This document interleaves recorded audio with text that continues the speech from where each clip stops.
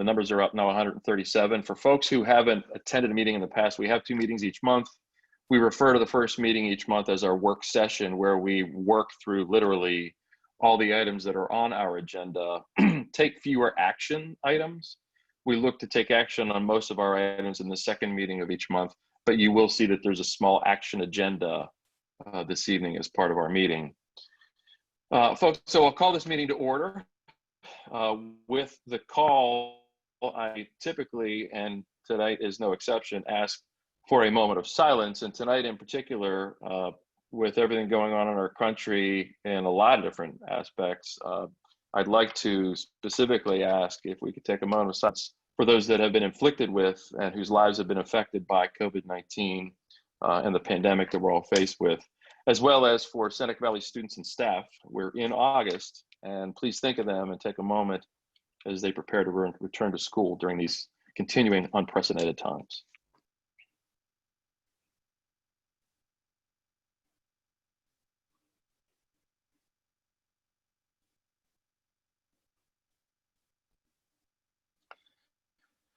Thank you, everyone. We will begin our meeting wherever the flag might be, somewhere nearby of you. If you would take just a moment and join me in the Pledge of Allegiance. I pledge allegiance to the flag of the United States of America and to the republic for which it stands, one nation, under God, indivisible, with liberty, justice for all. Thank you, everyone. I appreciate that. So as our cameras come back on, our board secretary, Lisa Mislin, I don't see her, but I'm sure she's here. Lisa, would you please call the roll for our meeting this evening? Yes, Ms. Bradle. Here. Mr. DiTullio. Here. Ms. Harrison. Here. Mr. Hester. Here. Mr. Jacobs. Here. Mr. Nickel. Present. Mr. Peterson. Here. Ms. Whittle. Here. And Mr. Widdowson. Here. Thank you, Lisa. And as I say that I'm present and other members of our board acknowledge presence here in the meeting, I would like to tell you that we would have very much liked to have met in person this evening. There are still restrictions, not necessarily in a green, yellow, red phase designation, but restrictions by our governor across the state where we can't have more than 25 individuals in a room, which is odd as you think of the dichotomy as we're sitting here talking about bringing our students back into classes.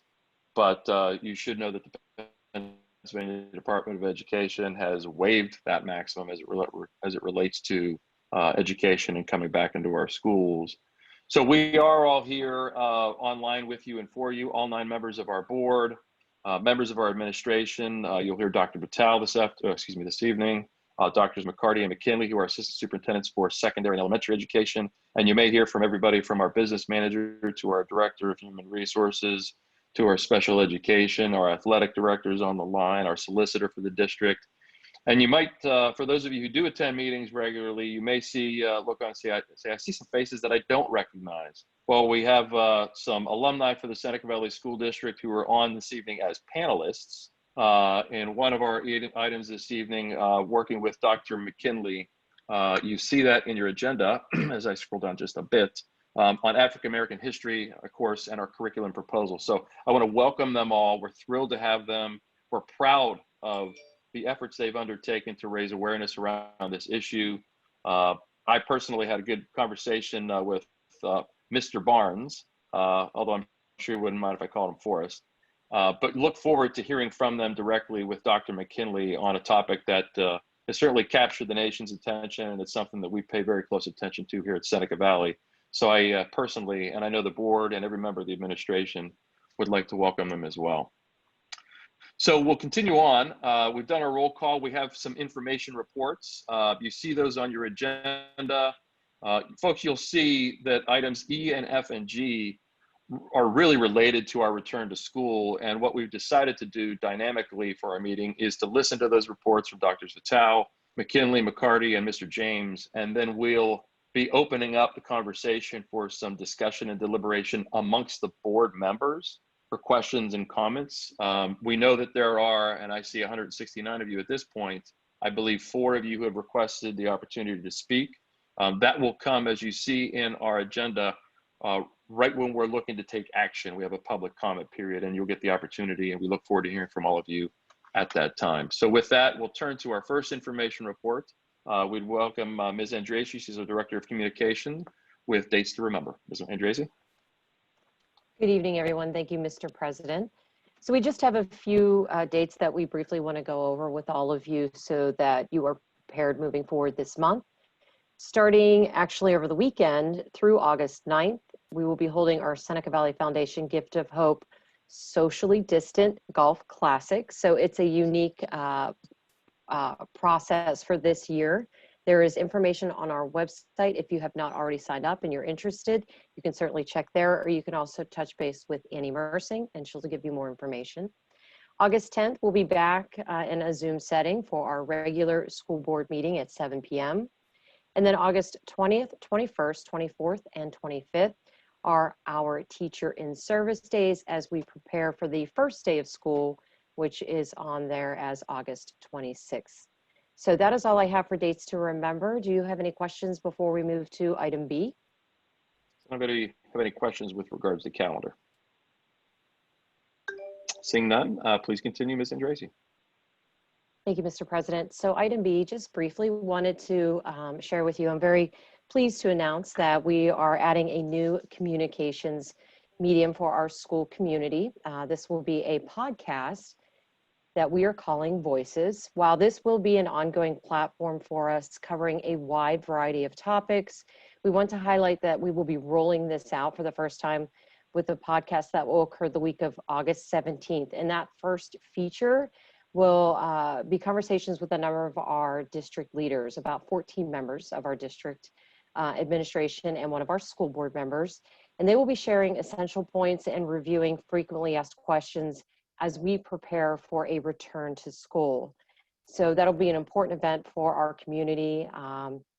We will have future podcasts that sort of follow up with that do address for our families, aimed at helping them to transition to schools opening during what is very much a challenging time as students are returning to a optically different looking school year. So that'll be a future podcast. Certainly all podcasts will be made available on our website, as well as on podcast streaming services or wherever you listen to podcasts. And we'll certainly share this information and links with the public in district messaging and in district publications. So we just wanted to keep you in the loop on something that will be coming soon to our website and to podcast streaming services. Any questions from the board? Anyone have any questions? Any discussion on this particular item? Okay, thank you, Ms. Andrasi. Thank you. As we move on to our next item, it is African American History course in our curriculum proposal. I'll be asking Dr. McKinley to take the lead. And Dr. McKinley, I mentioned Forrest Barnes. Could you, I'm sure you planned on it, but would you please be sure to introduce the special guests we have this evening on our virtual meeting? Yes, I will. Thank you. And thanks for turning it over. Good evening to everybody. My name, as Mr. Nichols said, is Dr. Matt McKinley. I'm an Assistant Superintendent for Secondary Curriculum and Instruction, among my other duties. I work with principals and teachers to create, refine, and set in motion the curriculum for all the courses at the secondary level that Seneca Valley offers. And my counterpart, Dr. McCarty, does a very similar task at the elementary level. Approximately 2 months ago, 5 young gentlemen who happened to be alumni of Seneca Valley reached out with an idea of how to better the education and preparation they received at our school. Specifically, they are proposing to implement a mandatory African American history course and to increase employment opportunities for minorities in all positions in the Seneca Valley School District. They completed an online petition, which I will let them explain. And after much research and effort on their part, they provided the school board with a proposal. This proposal was thoroughly reviewed, and after meeting with them, it was decided to have them team up with me to present their ideas to the school board and administration and all those who were tuned into this evening's meeting. I'd like to take this opportunity to introduce the following alumni who will be presenting. Mr. Brad Banks, who's from the class of 2014, Mr. Forrest Barnes from the class of 2013, Mr. Bryce Benjamin from the class of 2015, Mr. Eric Lee from the class of 2013, and unable to join us this evening, but still very much a part of this team, is Mr. Cremon Frazier from the class of 2015. As Ms. Polano, Dr. Polano pulls up the PowerPoint for their presentation, and without any further delay, I would like to turn it over to Mr. Forrest Barnes to begin his portion of the presentation. Well, thank you so much, Dr. McKinley, and thank you, Dr. Vitale, for your kind words earlier. Definitely made me blush a little bit. And thank you all so much. Good evening. Welcome. Thank you so much for taking the time to listen to us and hear our perspectives. Obviously, with the pandemic going on, we understand that things are pretty hectic right now, and this may not be on the forefront of everyone's mindsets, but it is of equal importance. And, you know, we just want to make sure that we get our point across, and we thank you for allowing us to be heard. As Dr. McKinley previously stated, the five of us, we all ran track together and, of course, made a lot of trouble and created a lot of havoc, but had a lot of fun. Matter of fact, some of our best experiences as students together was at Seneca Valley, and all the valuable things that we learned. And we just felt it was necessary for us to think to improve the school that we love so much. And obviously, in wake of recent events that affect our current social climate, have definitely really kind of exposed the prevalence of systemic racism within our country today and how it affects us as a whole. And honestly, that's what kind of led us to our efforts moving forward. And we couldn't be more excited to be before you all virtually today. And if you could go to the next slide, please.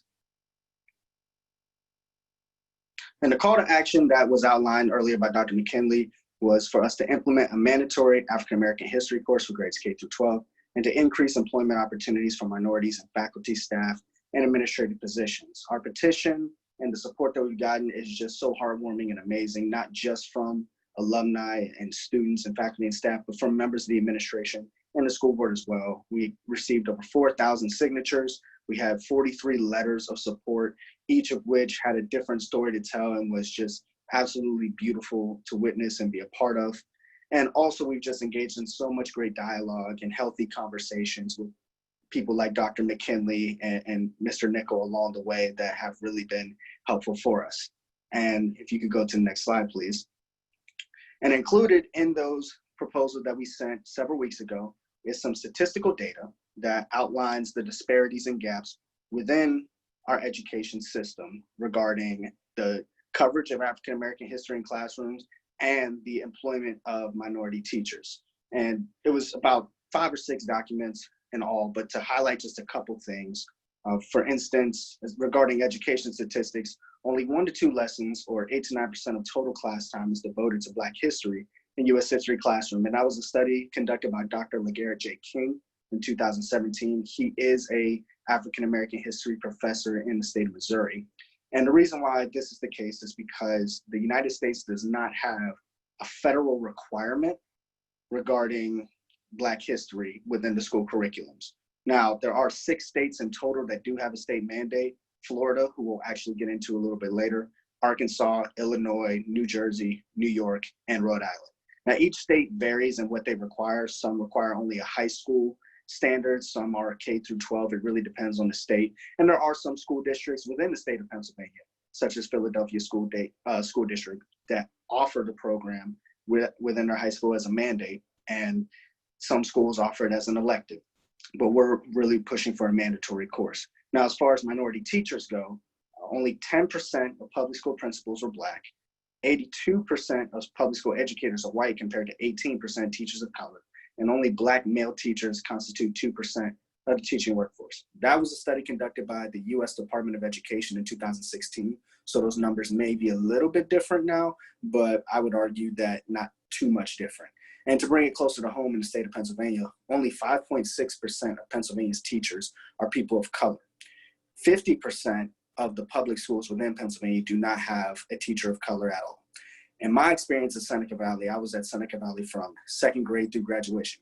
I did not have one teacher of color, nor recognize an administrator of color during my time. And I know it's been 7 years.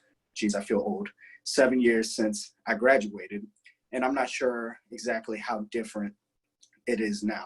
But the importance is that we try to fill these gaps and these disparities so that these kids can learn education through a total view. And coming up next is my dear friend Eric Lee to talk to you more about the importance of diversity in education and our suggested curriculum.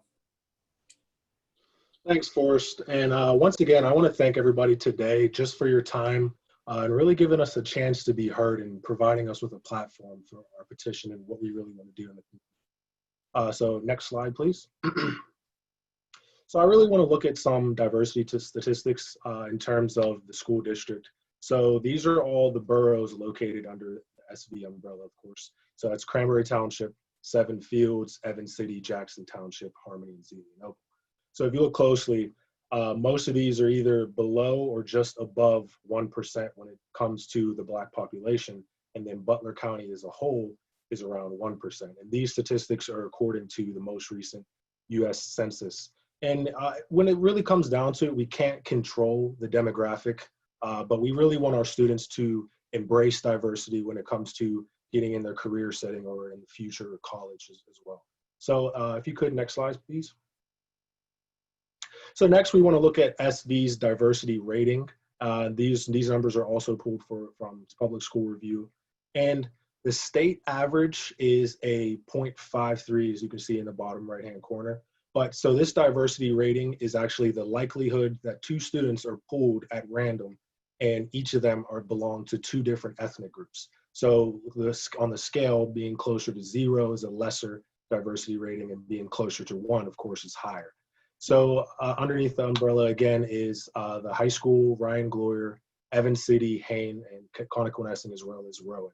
And you can see from these scores, they range between 0.12 and 0.32.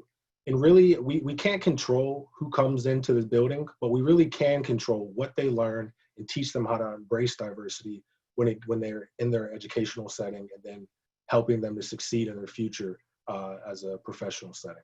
And just a personal note, we gathered over 40 letters of support from former faculty, staff, and students in the community involved with SV. And really, I took the time to read almost all of the letters, especially people I know, and seeing their perspectives. And once they moved on after graduating from SV, whether it was athletics or in the classroom, whether they were in the medical field or engineering, they were placed sometimes in a point to where they were the minority. And I thought that was very eye-opening to me, because that's, to be blunt, that is our everyday lives. So seeing that was very enlightening, and I just loved reading all the letters of support and feedback from our fellow former students and faculty and staff. Next slide, please. So now what I really want to get into is the curriculum that we're suggesting moving forward with our petition. So we pulled this from St. Lucie Public Schools. This school is located in Florida. They have roughly about 40,000 students. And we looked at this curriculum along with Dr. McKinley and some of our close friends who are also educational professionals in the history field. And we really took a strong liking to this as something to incorporate into the Seneca Valley school system. So the subjects that are included in here are social studies, language arts, and math and science. And this is, of course, K through 12. But we thought that it's not just about history. This is something that culminates all of these different subjects and what Black Americans have done in our history in the US.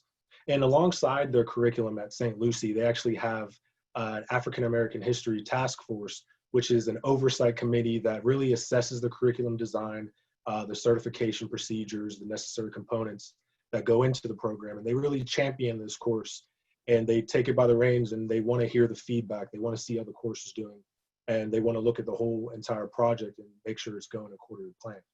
And of course, with COVID-19 and everything that's going on right now, we want to make sure that a cyber course is also available. I have younger siblings that are in the system as well. I know we're working on either the all online, a hybrid, or in the classroom course. So we definitely want to highlight that this course can definitely be utilized as a cyber course in the near future. And coming up next, I have one of my close friends, Bryce, talking about some extracurricular activities involved with our movement. All right, thanks, Eric. Next slide, please. Oh, my apologies, previous slide.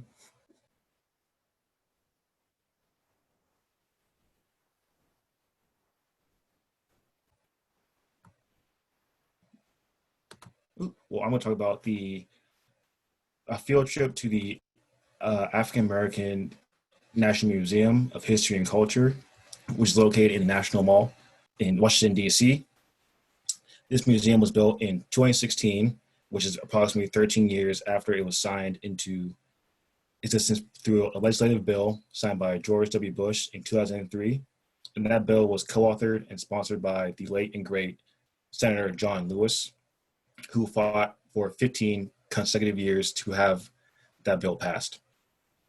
And it now is known as the nation's largest collection of African American stories that impacted the U.S. history as well as the world history. Next slide. How we want to execute this field trip is to make it a weekend trip that goes from Friday to Sunday, so students do not miss significant class time. And the students that go on this trip will only be senior students at the end of the fall and spring semesters for Seneca Valley. This will allow for a smaller trip size that will reduce the cost of transportation, lodging, and meals, etc. And we also want to make this a non-mandatory field trip. So if a student has prior obligations that they must attend that weekend, it will not be a hindrance to them. However, they will have to complete a final project assigned by the teacher of that African American history course. And for the students that do go, they will have to complete a one-page reflection after visiting the field trip to talk about their experiences, what they liked, disliked, and what changes they would like to see to the field trip. And that can then be sent into the oversight committee as well as the school board to make any changes to the field trip if necessary. For transportation, we will have students ride on buses that leave from the SV campus on a Friday after school. And the trip is estimated 5 to 6 or 7 hours. And once students arrive at a hotel Friday night, the next day, they will attend the museum all day on Saturday. And then the following Sunday, they return to campus. And for chaperones of this field trip, we want to have the teachers of the history course serve as chaperones to help guide the students through the museum, as well as any adult volunteers, whether it be parents of the students or other teachers in the Seneca Valley School District, and also one member of the administration board as well. And for teachers that go and serve as chaperones, we want them to visit the museum beforehand so they have general knowledge of how the museum is laid out and to know any important exhibits or artifacts they want their students to visit during the field trip. Next slide. So part of our desired outcomes is to have students and chaperones alike view physical artifacts and exhibits of African American history, as it is one thing to learn about history through textbooks and videos in class, but to then actually see those artifacts you learn about in class in front of your own eyes adds a whole new aspect to education. Also, it can show students another aspect of African American history they may have missed even at the Seneca Valley African American history course. And also by bringing in these large groups to the museum, it will increase the profitability for the museum to expand to more exhibits and bring in more artifacts throughout history. And speaking from a personal experience, I went to this museum several years ago with my family. And while I found it very informative, I also found it very emotional and at times uncomfortable. However, I think is that emotional uneasiness is what propelled me to critically think about what exactly do I know about African American history prior to this museum. And post-museum trip, it actually propelled me to learn more about African American history and have a great sense of drive to learn more about my people's past. And we believe that same experience and critical thinking will occur to all visitors of the trip, whether it be students or the chaperones. And our goal for this field trip is really to have the visitors understand that learning the whole truth of our country's past no matter how emotional or uncomfortable it may be to learn it, but that knowledge and subsequent yearning for greater knowledge about history can then be applied to build a safer and better future for all African Americans in our country. And we also believe this is what Senator John Lewis had in mind when he was fighting for this museum to be built for all those 15 years.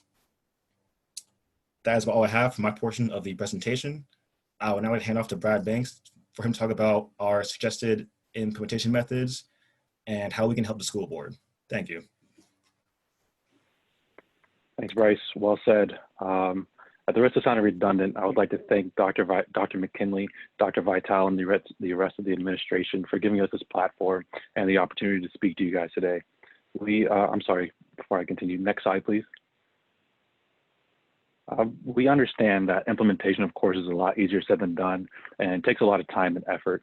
We've read that implementation of courses can take 3 to 5 years, so we don't want this to feel like anything is being rushed. But we would like to make it clear that these are also just suggestions, and based on what we have seen in the aforementioned St. Lucie School District in Florida. That being said, we would like to see traditional year-long history courses condensed to one semester with African American history implemented in the other semester from grades 7 to 12. We'd also like to see African American Studies program in grades K through 6, similar to the world language curriculum with history, literature, art, and music, and not just blunt, blank, black history. We would like to see the art, the literature, and the history that makes it all one whole thing of American history. The course also could be an additional credit on top of the current social studies curriculum. And in regards to the employment implementation, we would like to see minority teachers with respective certifications teaching the courses as well. So we're not just having random people teaching the courses that may not have the best background to relate to the students. And we would also like to see something similar to the Rooney Rule from the NFL, whereas interviewees are, there's at least one minority interviewee for each position. This is not saying that we believe that one minority needs to be hired for each position, but we feel as if more opportunities are given just by having more minorities in the fold. And we would like to be involved as much as possible. Next slide, please. We'd like to be involved as much as possible. We would like to continue to work with Dr. Vitale and Dr. McKinley and Dr. McCarty and the rest of the administration and teachers in each school on the curriculum design and implementation. We would like to create and serve on an oversight committee to actively assess the curriculum and employment efforts. And we could work directly with the diversity committee and diversity consultant. And we'd like to serve as guest speakers directly to the faculty and students about the importance of the diversity in the education system, so that we could also give them examples of our personal experiences with racism. And to go into a more personal note, I feel as if I'm a little bit ashamed to be just getting involved as I am now. I feel as if I knew then what I know now back when I was in high school. I feel like I would have jumped on this much earlier. I have a younger sister that recently graduated from Seneca Valley this summer, and a younger brother who is going into his junior year. And hearing similar stories to what I experienced in regards to racism and prejudice in the school is heartbreaking. So I would like to be a leader in casting the light of education on the darkness of racism, not just within our local area, but across the country. So again, I want to thank everybody. I want to thank Bryce, Forrest, Eric, and Creemon for being a part of this. And I'm so proud of everybody. And again, thank you to all the administration. And with that, I give it back to Dr. McKinley.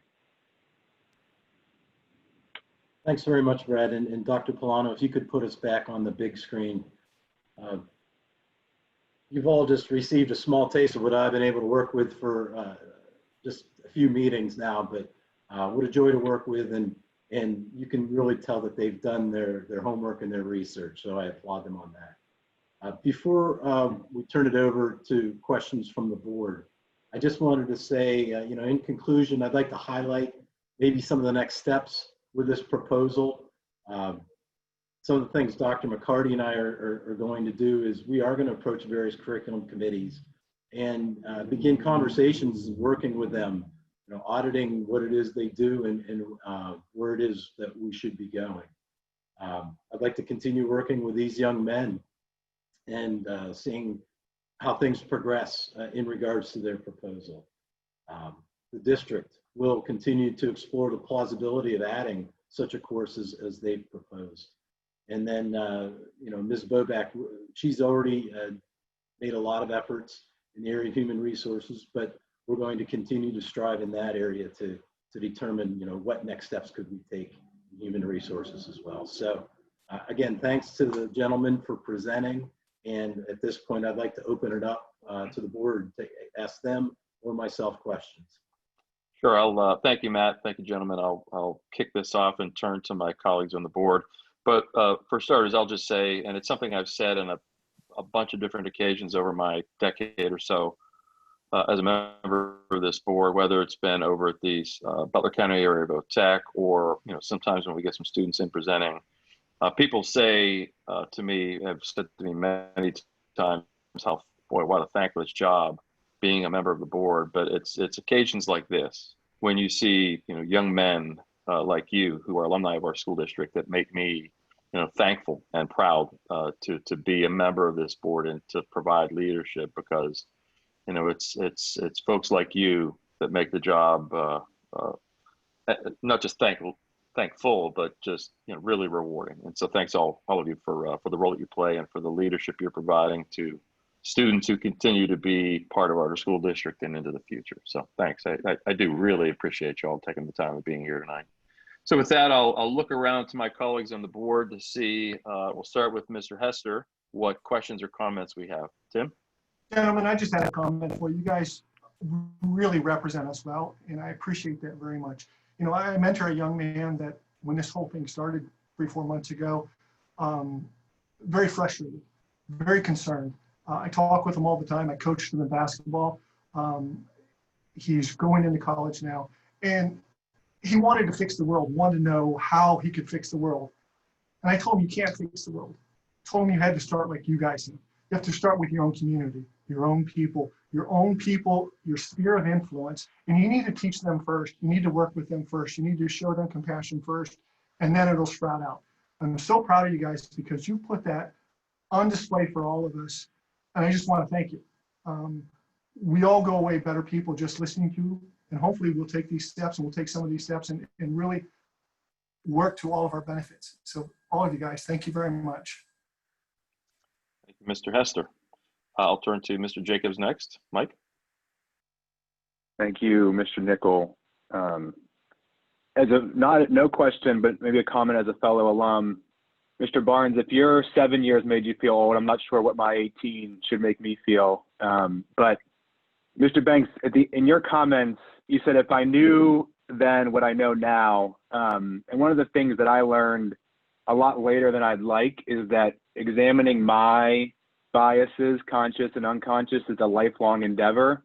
That took me, and I share your guys' great experience with SV, that took me longer than I'd like. And I do think helping our students understand that earlier will make a big difference. And so again, I thank you guys for your efforts in doing that. It's very appreciated. Thank you, Mr. Jacobs. Mr. Peterson, please. Gentlemen, welcome, and thank you for taking the time out of your lives to come and chat with us tonight. I'd like to bring a couple of items to your attention, and please don't misinterpret. I think I'd like to create a little good trouble to help you think about how you can help us. Earlier in the summer, I think it was in June, Cranberry Township put on a sort of a diversity day thing at one of the parks. It was fairly well attended. Dr. Roberts was there and several of the board members. And I took the opportunity to walk up to a group of young women, African-American women, and I introduced myself and that I was a school board member. And I asked them what advice they would have for us to help address the issue of racism. Before I could even get the question out of my mouth, they immediately said a class in African-American history. And I acknowledged that, and I said, I think we're actually working on that. But what else? There's got to be more than that. And I couldn't get an answer. I had no further suggestions coming from this group of young ladies. And it got me to thinking, I thought a lot about it. And I think what would be helpful to us, and I'm not sure who the us is, but us. I don't know that we know how racism and discrimination manifests itself on a daily basis in the halls of the Seneca Valley schools. I think that I have no argument with your proposal for more education about African American history, but I think there's more than that.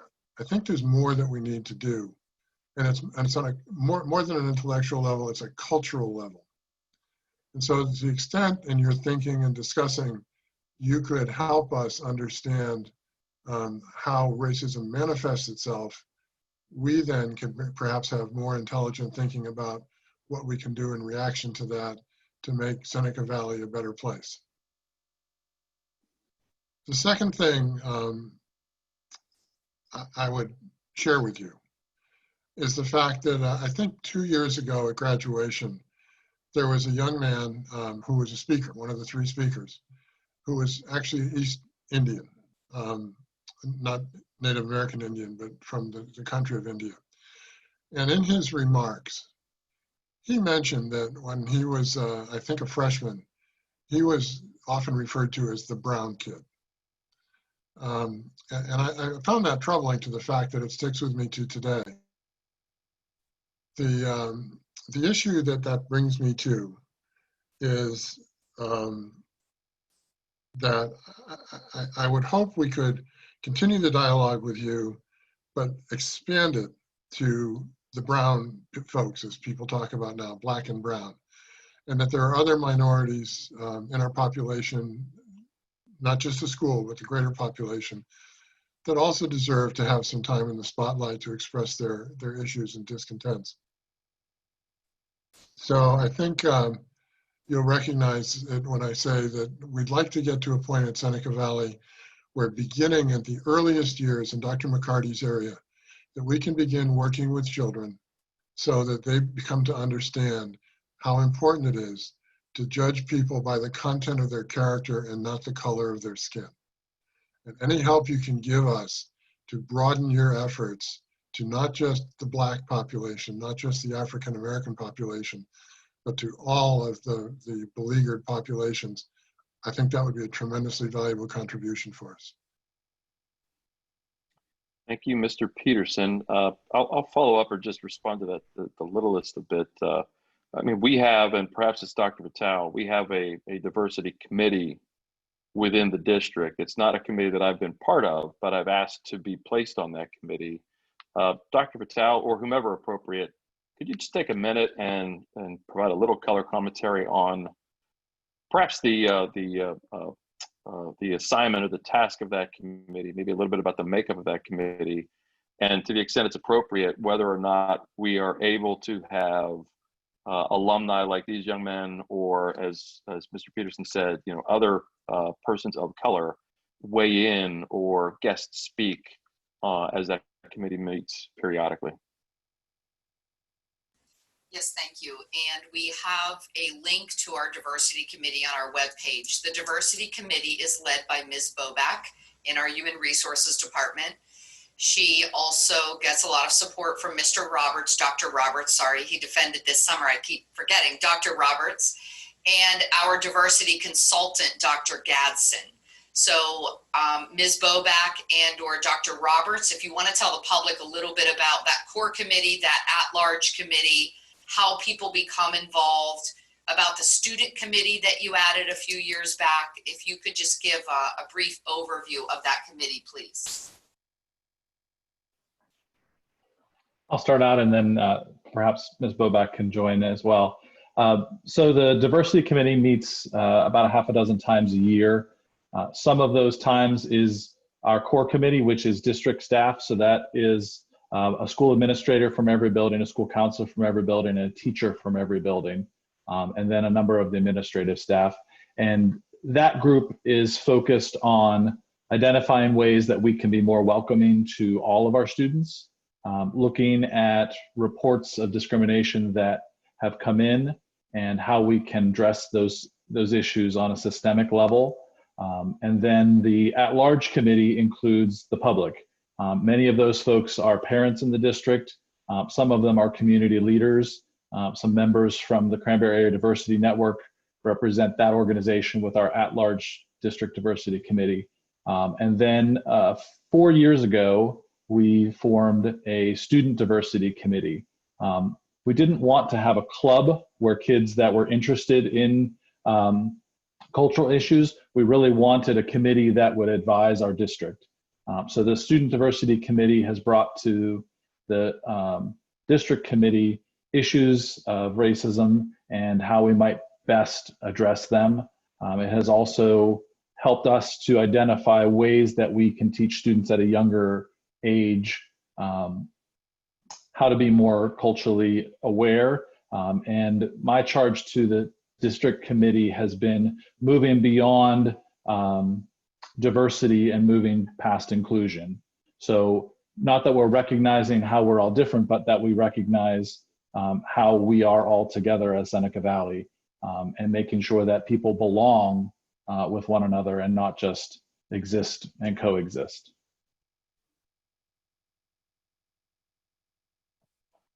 Yes, and I would just add too, thinking as we're moving forward, but before I go there, first of all, thank you for such a well done presentation and everything that you've brought to the table today and the hard work you did to get to this point.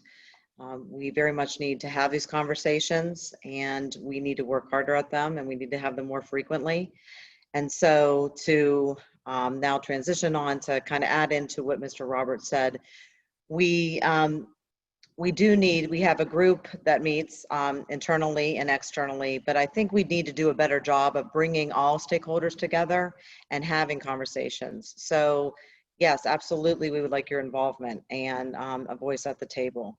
But we need to have some of these courageous conversations, as comfortable as they are, uncomfortable as they are, so that we can move beyond, whether it's the curriculum or whether it's in hiring. And someone mentioned it, how it's shifting our culture to be more acceptable and open so that we give that historical perspective that we were missing, you know, the things that we need to change. So we have a lot of work to do. I know we're having some conversations right now as a core team on what that's going to look like moving forward.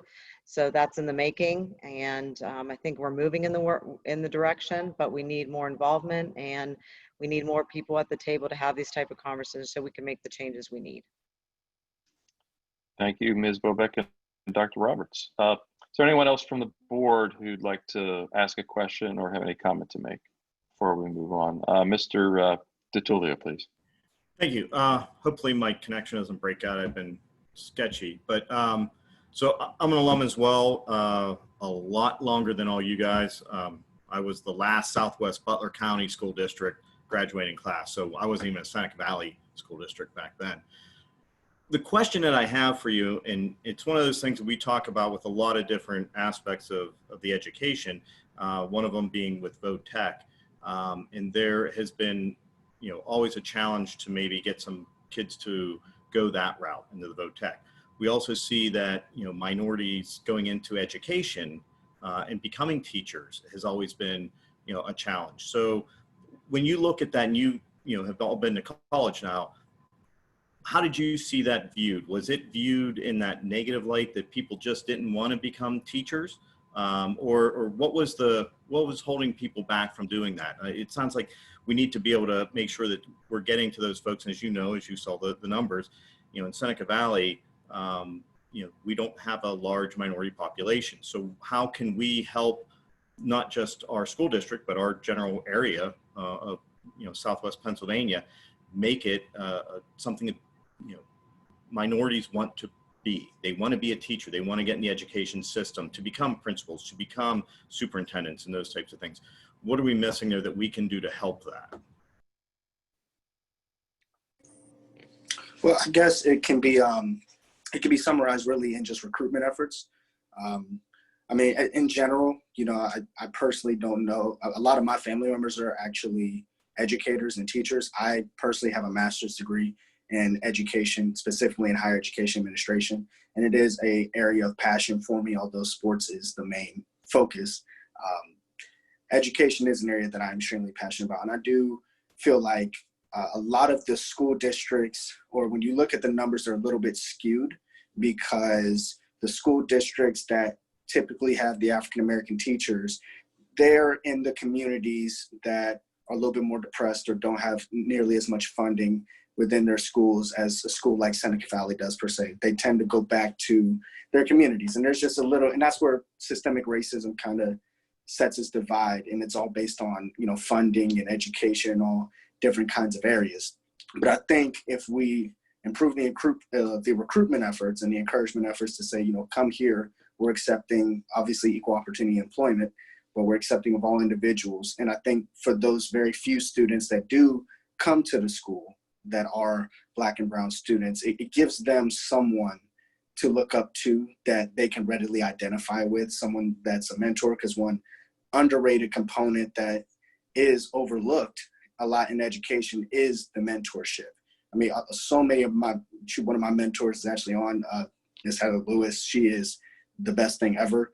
She's one of my mentors, and mentorship is one of the great things that can be found in an education system. And a lot of Black and brown students would benefit from having a teacher that looks more like them, just for identification purposes, and maybe even give them some career ideas, thinking, well, hey, maybe if they're doing it, I can do it too. But I think it's important for them to see it at a young age so that it's something they can think about doing moving forward.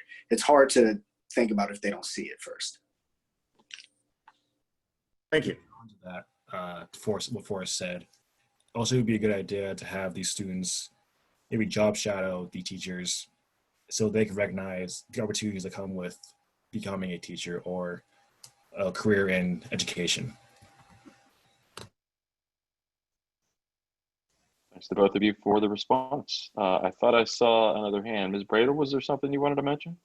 Please. Just quickly, I just wanted to thank you, gentlemen, for bringing awareness to this situation. And you guys were equally impressive on the track field. I remember watching you guys for several years, and you really outdid yourself today. I just really value the fact that you just didn't make a statement and then shy away, that you really want to become actively involved with the district and, you know, help with the planning and the oversight. So really, really appreciate that. And you guys did a fantastic job. And it's so nice to see all of you again. Thank you. Ms. Bradel. Anyone else before we move along? Kathy, Ms. Whittle, please.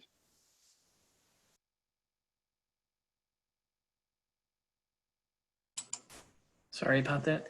I just want to echo something that Mrs. Bradel said. And gentlemen, thank you for having the courage to come back to our district and to present the way that you have. It is very impressive. And another thing, it's one thing to say that there is a problem. You had the courage to come up with a solution or be a part of the solution. And for our administration to be open to accept you gentlemen to come back with your ideals and your directive. I have graduates from 2019 and 2017, and we've had a lot of discussions in these 5 months being together. And be the change. Go and vote. Have the discussions with your friends.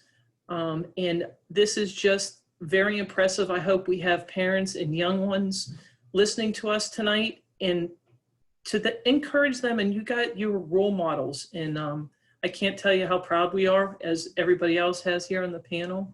And we want to continue striving your passion. You five sound very similar to our administrators. They're very passionate about what they do, and it comes across when you deliver it. So again, thank you for everything, and good luck to the future, and we're lucky to have you. Thank you, Ms. Whittle.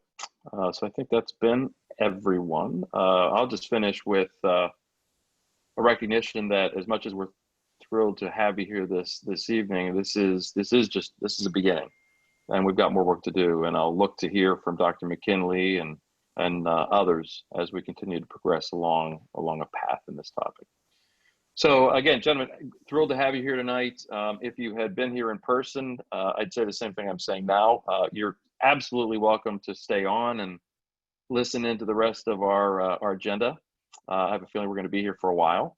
So please feel free to stick around. You can turn off your camera, keep yourselves muted, and just listen in. But if you've got pressing matters otherwise, again, thank you for being here. We do appreciate it very much. So with that, we'll move on to our next round of applause all around. Yes, thank you. We'll move on to our next information report. It's kind of a pause between some very heavy topics, and that is simply with regards to Cranberry Township and some residential developments. The members of the board has some detail on this in our backup, but Dr. Patel, if you would provide a quick summary, please. Thank you, Mr. President. I'm pleased to report that construction is well underway in many of our communities. My latest residential development report approved by Cranberry Township, and we get these from all of our townships, municipalities, communities where there is new construction. They notify us by law so that we can prepare for transportation and for potential growth. I'm pleased to tell you that at the June 2020 meeting of the Cranberry Township officials and Board of Supervisors, they approved the meter property phases 5 and 6, 49 townhouses, and they approved the meter phases on the July 10, well, that would be 7, 10, and 11. And in that, 9 additional townhouse units and 50 single family homes. So as you can see, in all of our communities, we are continuing to grow. And I'm pleased to see this, especially during COVID, that our construction teams in all of our communities are back and working and building. So that is great news. Thank you, Dr. Patel. I'll take a second to see if there are any questions. I don't imagine there will be, or any comments.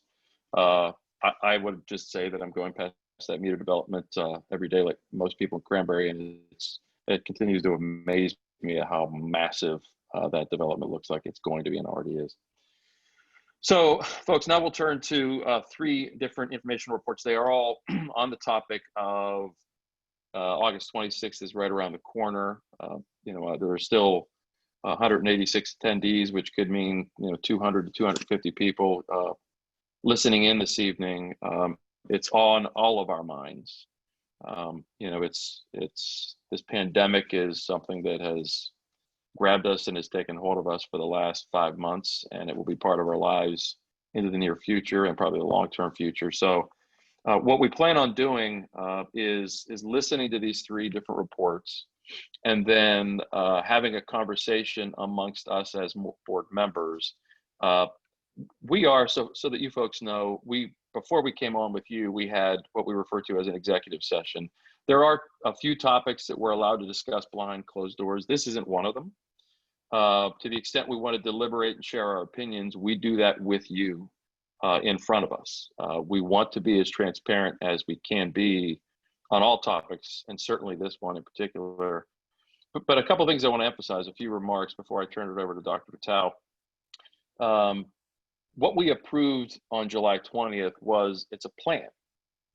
But I want to emphasize that this has been a process. And it's a living document in as much as it can change as the world around us changes. We did vote publicly to approve the plan on July 20th, but I also want to make sure that approving that plan and agreeing on what phase we begin the school year with are 2 separate items. Tonight we'll be deliberating and discussing. We do plan to have a vote or a motion next week on the topic, but it's not final approval tonight for 5 days a week versus 2 days a week in person, or even for the full remote learning. The administration, Dr. Vitale, Drs. McCarty and McKinley, continuously, and I mean continuously, every single day, bring us new information as it evolves to help us be as informed as we can be in making that decision ultimately as to which phase, or in terms of which way we bring education back in the fall. And I think most of you know this, it's certainly been mentioned in the public sector, but I want to emphasize that this plan, and I believe there have been 30 people, Dr. Vitale can nod her head, that have been part of our return to school steering committee, that have weighed in over the last 2.5 months with a lot of information to come up with the plan that we have and to form our opinions and thoughts about how we return to school. Places we've turned to, and I've got a few notes here, the CDC, the Pennsylvania Department of Health, the Pennsylvania Department of Education, the American Academy of Pediatrics, and some information and research from Johns Hopkins, which has been invaluable to Dr. Vitale and others as they've tried to keep up with how this virus and what we know about this virus evolves. We do have two members of our board who served on that Return to School Steering Committee, Ms. Leslie Bradle and Mr. Fred Peterson. So I'll turn it over to Dr. Vitale, but I just wanted to start out with a few of those comments to try and make it as clear as possible that while we're not having a vote tonight on the topic, we will be deliberating and discussing, sharing with you our opinions, sharing with each other what our opinions are, because we can't do that unless it's in front of and with you. We will look to take a vote on this topic. We have one more meeting next Monday, the 10th. But I've also been clear with members of the board that I've spoken to. I was clear on the July 20th meeting.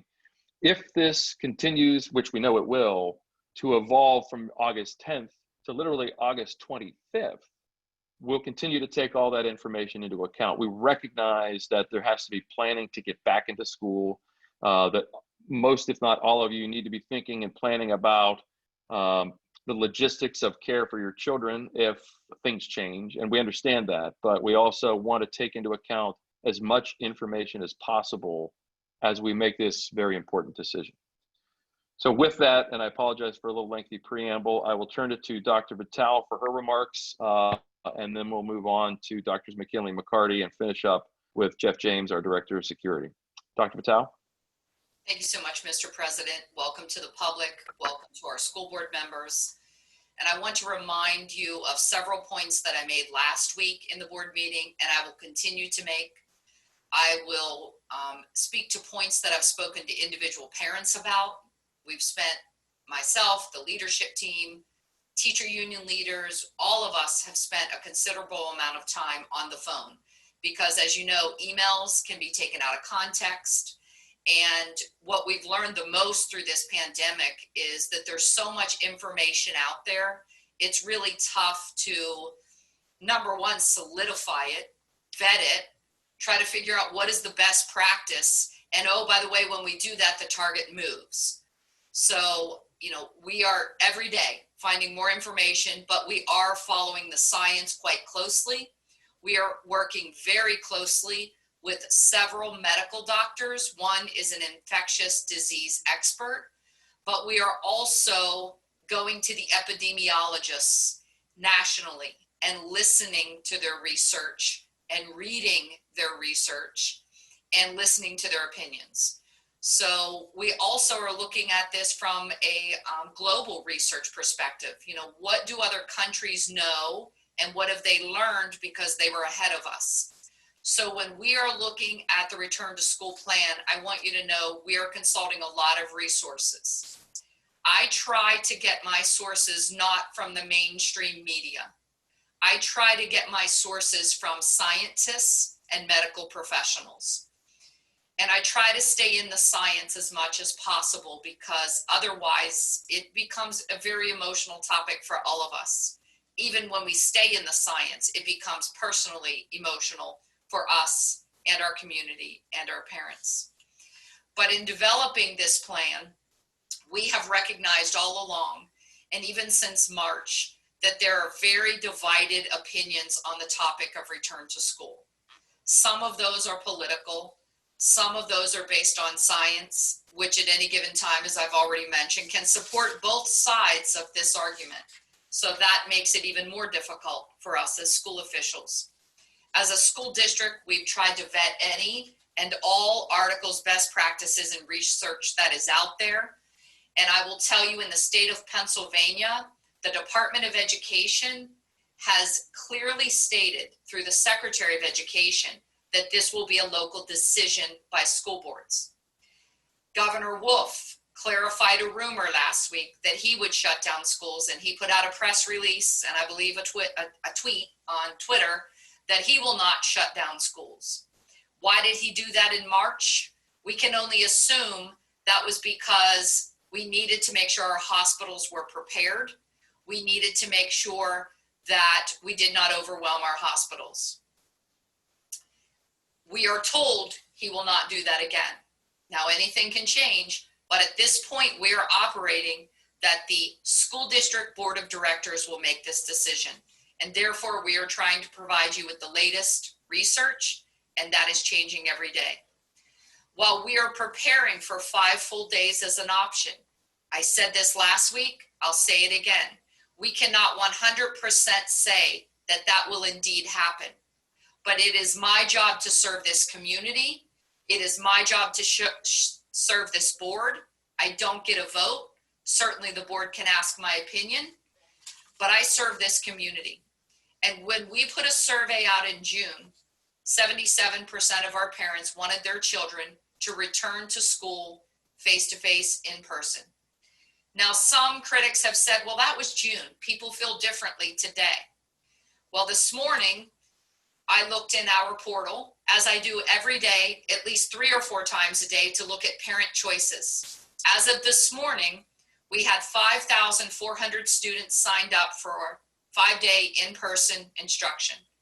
We have 424 students signed up for hybrid. Now, hybrid to us means part-time. That does not mean cohort. Some districts are calling their cohorts hybrid.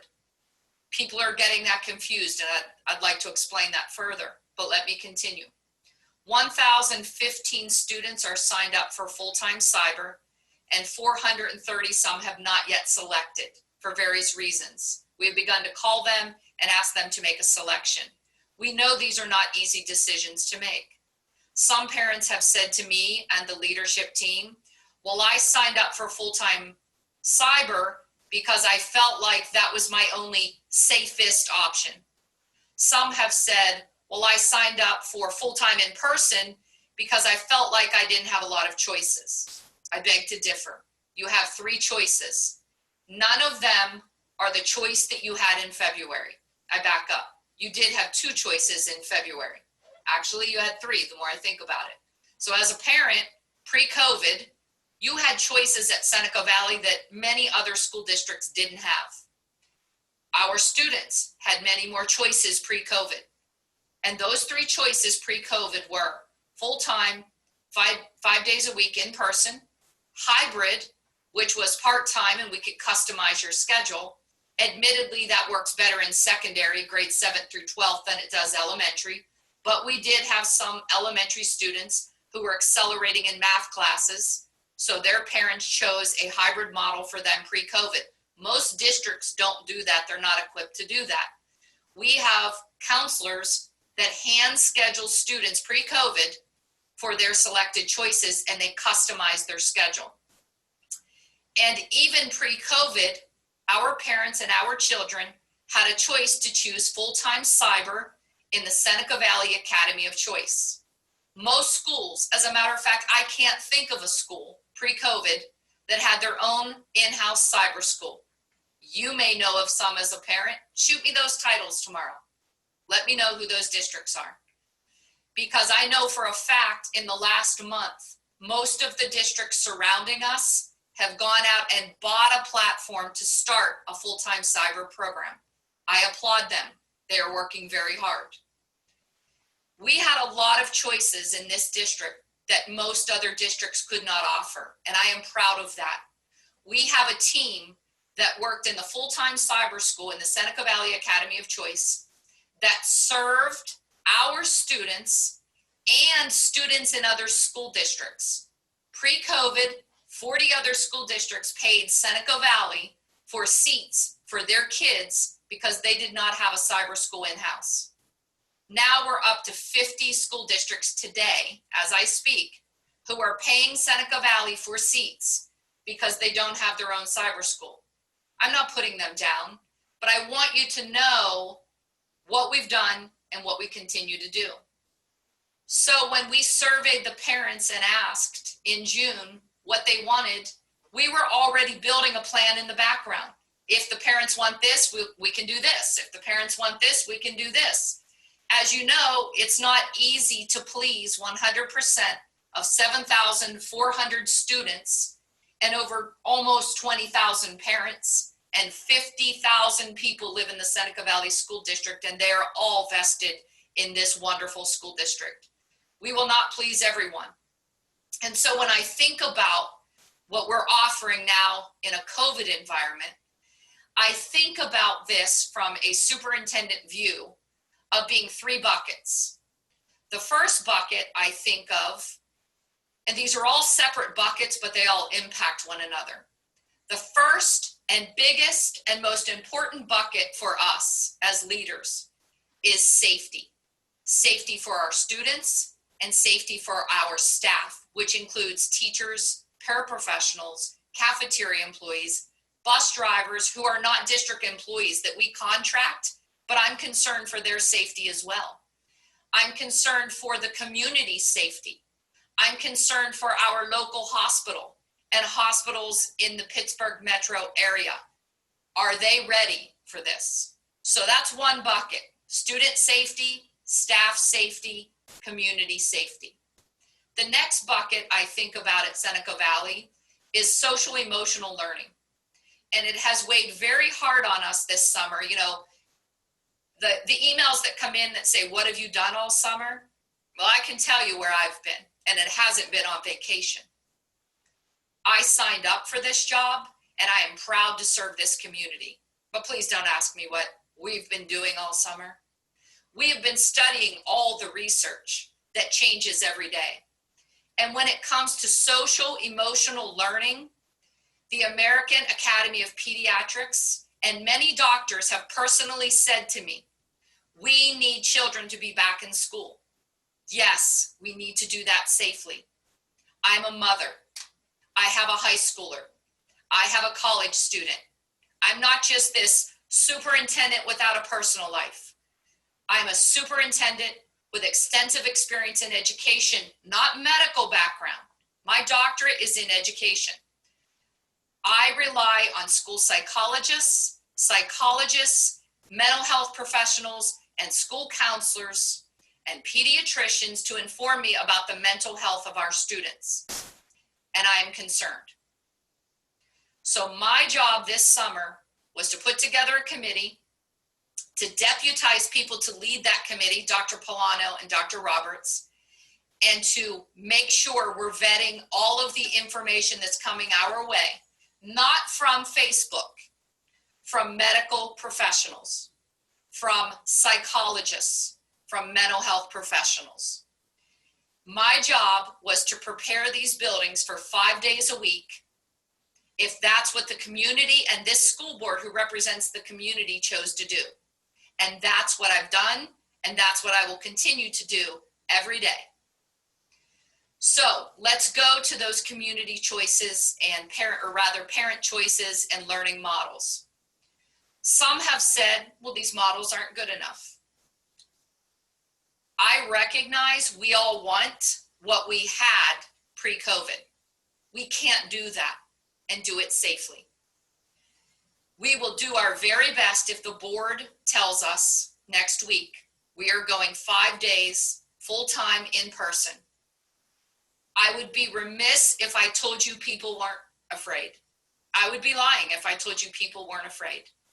Concerned for their own health, concerned for their family's health that they're going home to. And I recognize that's what essential workers have been doing since March.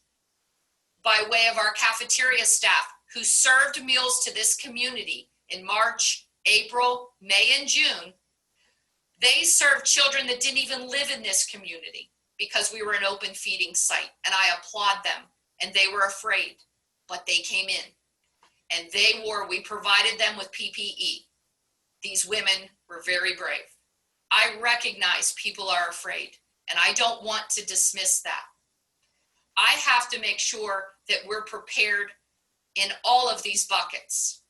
So the third bucket is learning models. I am not an expert in the safety bucket, so that is where I'm consulting. I am on a phone call every Monday at 2 o'clock with all the Butler County commissioners, with Butler County EMS, with an infectious disease expert, with an emergency room doctor in Cranberry, with every Butler County superintendent, every Monday at 2 o'clock. We've been doing that since March. And so I don't take these decisions lightly. I ask their opinion. I tell them the latest research I've read, and I rely on public health officials and medical doctors to guide me. That is not what my dissertation was in, so I seek out their medical and expert opinion. But when it comes to educational models, that is where my expertise is. You know, I tell people all the time, stay in your lane. Be a director in your department. My team has heard me say that before. We all have to work together, but be the expert you are. If you're the business manager, Ms. Bertner on this call needs to know what we're doing instructionally and how that impacts our finances. Ms. Bertner was a professor. She could speak to some educational models. But Ms. Bertner is not an expert in American literature. Okay? Our teachers are. We have experts in the field in education. I listen to them. And I am an expert in human resources, educational human resources. That's where my expertise is, and educational models. When it comes to the models, there is no perfect model. As Mr. Peterson said today on a phone call with me and another parent, there is no holy grail. If you think you've found it in another district, you have not. Every Butler County superintendent is working closely. We speak every week. Many Allegheny County superintendents I am also dear friends with. I speak with them on a regular basis. There is no perfect plan. The plan we had pre-COVID worked for our community. It worked for our students. It didn't work for all of our students. Traditional education, 5 days a week in person, didn't work for all of our students. It maybe never worked for all of our students. So Seneca Valley 13 years ago started their own cyber academy. And we've always had students in that full-time program. We've also had students in the hybrid model where they could pick and choose what classes they wanted to cyber and whether they wanted to come in or not, and we built a customized schedule. So all of those choices are continuing in this next model. Some parents have said, well, why can't we have live streaming as a model? Live streaming is not a model. I'm an educational expert. Am I perfect? No, it's not a model. It's an enhancement to a model that we are researching diligently, and if we can do it legally, and if we can do it through labor relation laws, we will do it. But as I stated last week, privacy is a concern. There are some legal concerns, but the bigger concerns are logistic. We will work through those, and we are hoping to offer that in one of these choices, or maybe all of these choices, but it's not a separate model. Now, I know you might say as a parent, well, it impacts my decision. I understand. We're working at lightning speed to help you understand, but this is all new for many people. We're working as fast as we can, but I will not throw out an enhancement to the models unless I know it works well and it's been vetted and it's been tried. I will not throw a model or a new technique like live streaming at our teachers without their support. I need to talk with them. I need to work through it with them. And if they agree it's an enhancement to their classroom, they need time to train. So now what I'd like to do is, before we get to more of those models and other educational experts, I want to go back to those three buckets. So we have the bucket of safety. We have the bucket of social emotional learning and how important that is for all of our children. Why so many of us, including me, send my children to public school. And the third bucket, educational models. All of those buckets impact one another. I recognize that. But they are separate buckets. And so while they impact one another, I want you to try to think about returning to school in those three buckets. We've done a lot to already prepare this summer for the safety bucket. And Mr. James will be presenting later, Jeff James, our Director of Safety and Security, about the safety supplies we've ordered, what is in and what is still owed to us, and what we're hoping will come in time. But as you know, There's a race in this country for PPE for hospitals first, for businesses, and for schools. So we're all fighting for very similar equipment, and we're all paying a premium for similar equipment. So we'll have him talk more about that. But I can't stress enough when we talk about, can we offer something like live streaming, that in my educational opinion and my expertise, it's not a separate model. Do I think that it could be very beneficial for students who are absent in the 5-day traditional model? Absolutely. I'm a parent. I am worried that my child too, my 9th grader, might be on a quarantine, but he's not sick. How can I get him what he needs? I too, as a parent, have difficult decisions to make, both for a high schooler and a college student. I am right there with you. If I can do anything to enhance our models, we'll do it. But I can't do that in a week. I need time. I need time to vet it because I want to make sure it's quality enhancements. I don't want to say we can do something if it's not quality, because that is who Seneca Valley is. So without further ado, I would like Dr. McKinley and Dr. McCarty, who are our assistant superintendents, to talk about the instructional models that we currently have, because there's been some confusion about what hybrid means. And there's been confusion about remote learning. What you saw in the spring is not what you will see in the models in the fall. We have enhanced those models because we've heard parents, I want more live instruction for my kids. I hear you, I'm right there with you. We have excellent teachers, and I know why you want them in front of your kids. But what we did in the spring is different than where we'll be moving to in the fall. There will be more teacher interaction between teachers and students in any model you choose, whether that's 5 days in person, whether that's hybrid, or whether that's full-time cyber at this point. So, and I'll have some more closing comments, Mr. Nickel, but at least if we could pause and let the assistant superintendents, who are charged with curriculum and instruction, speak to the context of these models so that parents understand. Please do, Drs. McKinley and McCarty.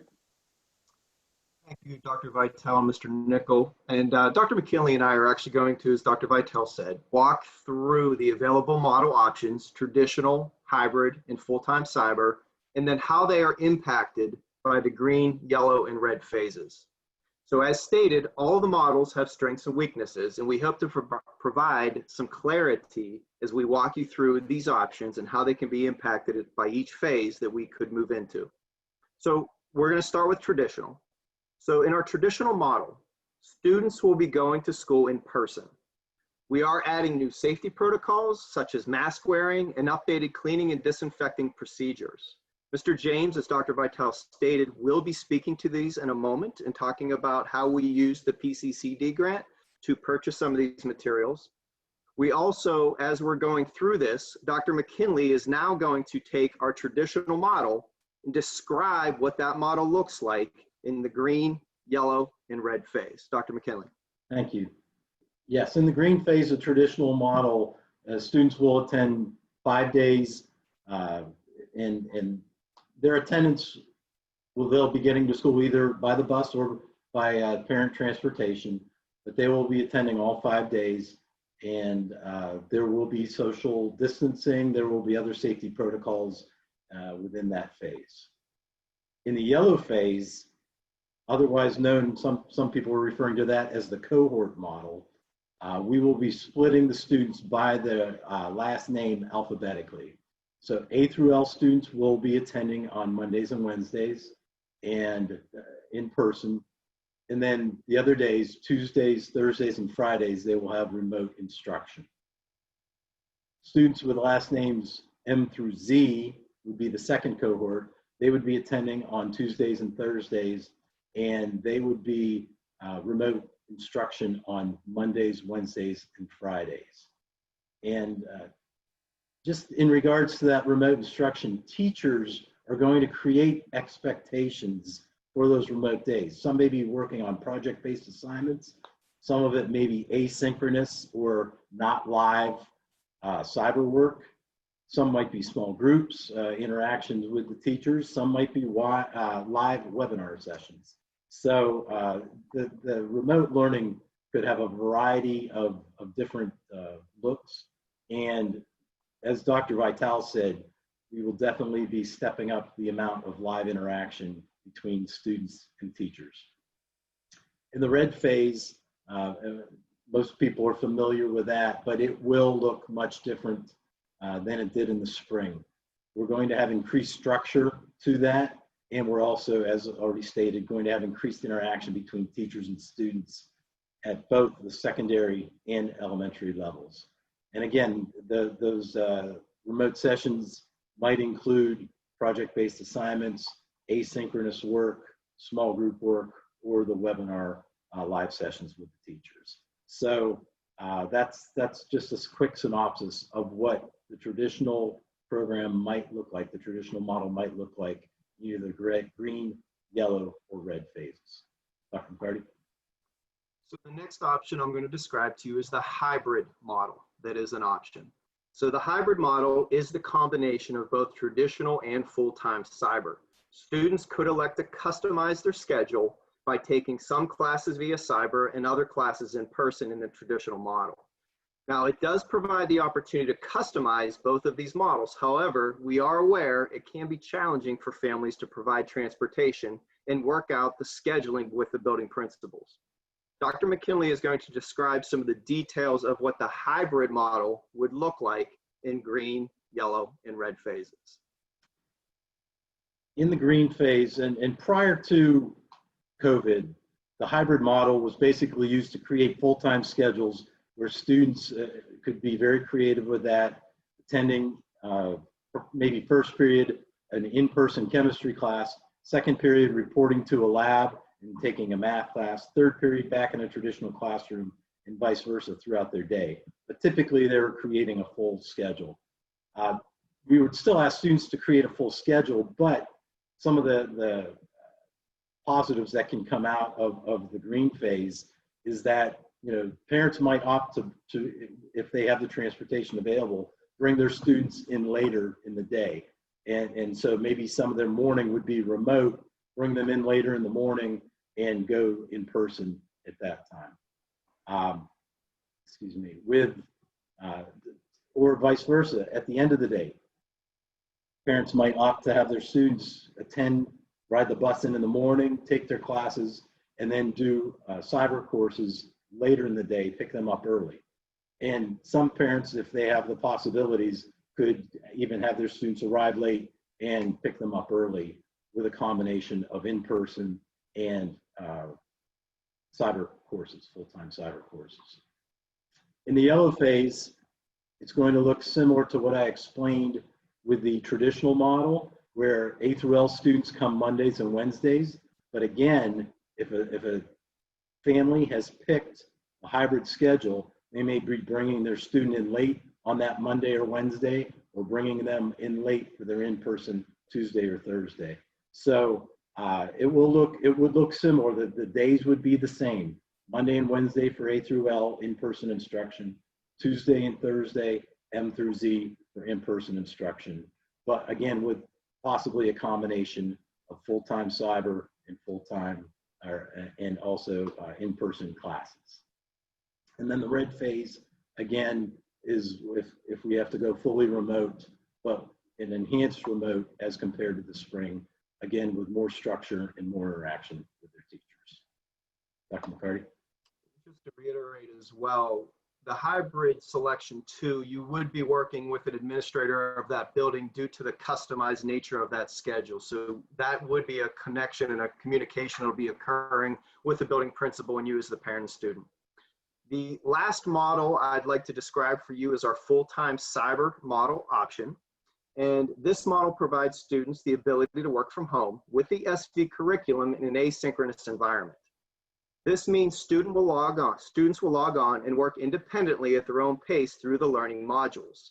I do want to repeat a point that was made earlier. This is not the same as the remote learning that occurred in the spring. Now, we did have some teachers that used portions of Edgenuity and Compass courses, but they were used in a different manner than our true traditional full-time cyber program utilizes these platforms. I would like to emphasize a new addition that Ms. Maganello and her team created for the upcoming year. And she created a structured live session schedule for cyber students. So these students will have the opportunity to log in every day by subject with their cyber teacher and other cyber students. These are designed to provide the intervention and enrichment opportunities, not necessarily teaching a structured lesson, but actual connecting with the students, logging on an environment like we are right now, and working with those students and the peers every single day. So once that is actually on our website now, under our Cyber K4 and 512 learning model options, if you'd like to reference that on our webpage, it is there in existence. So it shows the opportunity to schedule when kids could have that opportunity for those live sessions. So Dr. McKinley is going to briefly provide how this model impacts all of the phases equally. And I would just like to add with what's on the website that 7 through 12, the schedule's still being developed as we're working with the demand tally of the requests that have come in over the past week. So that's still being developed, but will be posted as soon as it's ready. In regards to the phases, this is really the easiest one for me to explain. No matter the green phase, yellow phase, or red phase, full-time cyber looks the same. So as a parent, if you want consistency and your son or daughter has the discipline to stick to that and do an asynchronous program with the possibility of the live interaction, this would be the program for you, because no matter what phase we're in, full-time cyber will always be and look the same. So Dr. Vitale, I believe that's it for our piece of the presentation. If you had some follow-up comments. Thank you. Yes, I want to remind the board and the public that last week I talked about things that our plan depends on. And so I want to reiterate those because, again, I don't think we can over communicate enough in this environment. That us returning 5 days a week full time hinge upon the following data as we move forward in the next 3 weeks. These are ongoing considerations and they will impact the board's final decision of whether or not children can safely return 5 days a week. Now, I want to remind the public that we built the plan on the governor's color phases because the public seemed to understand them.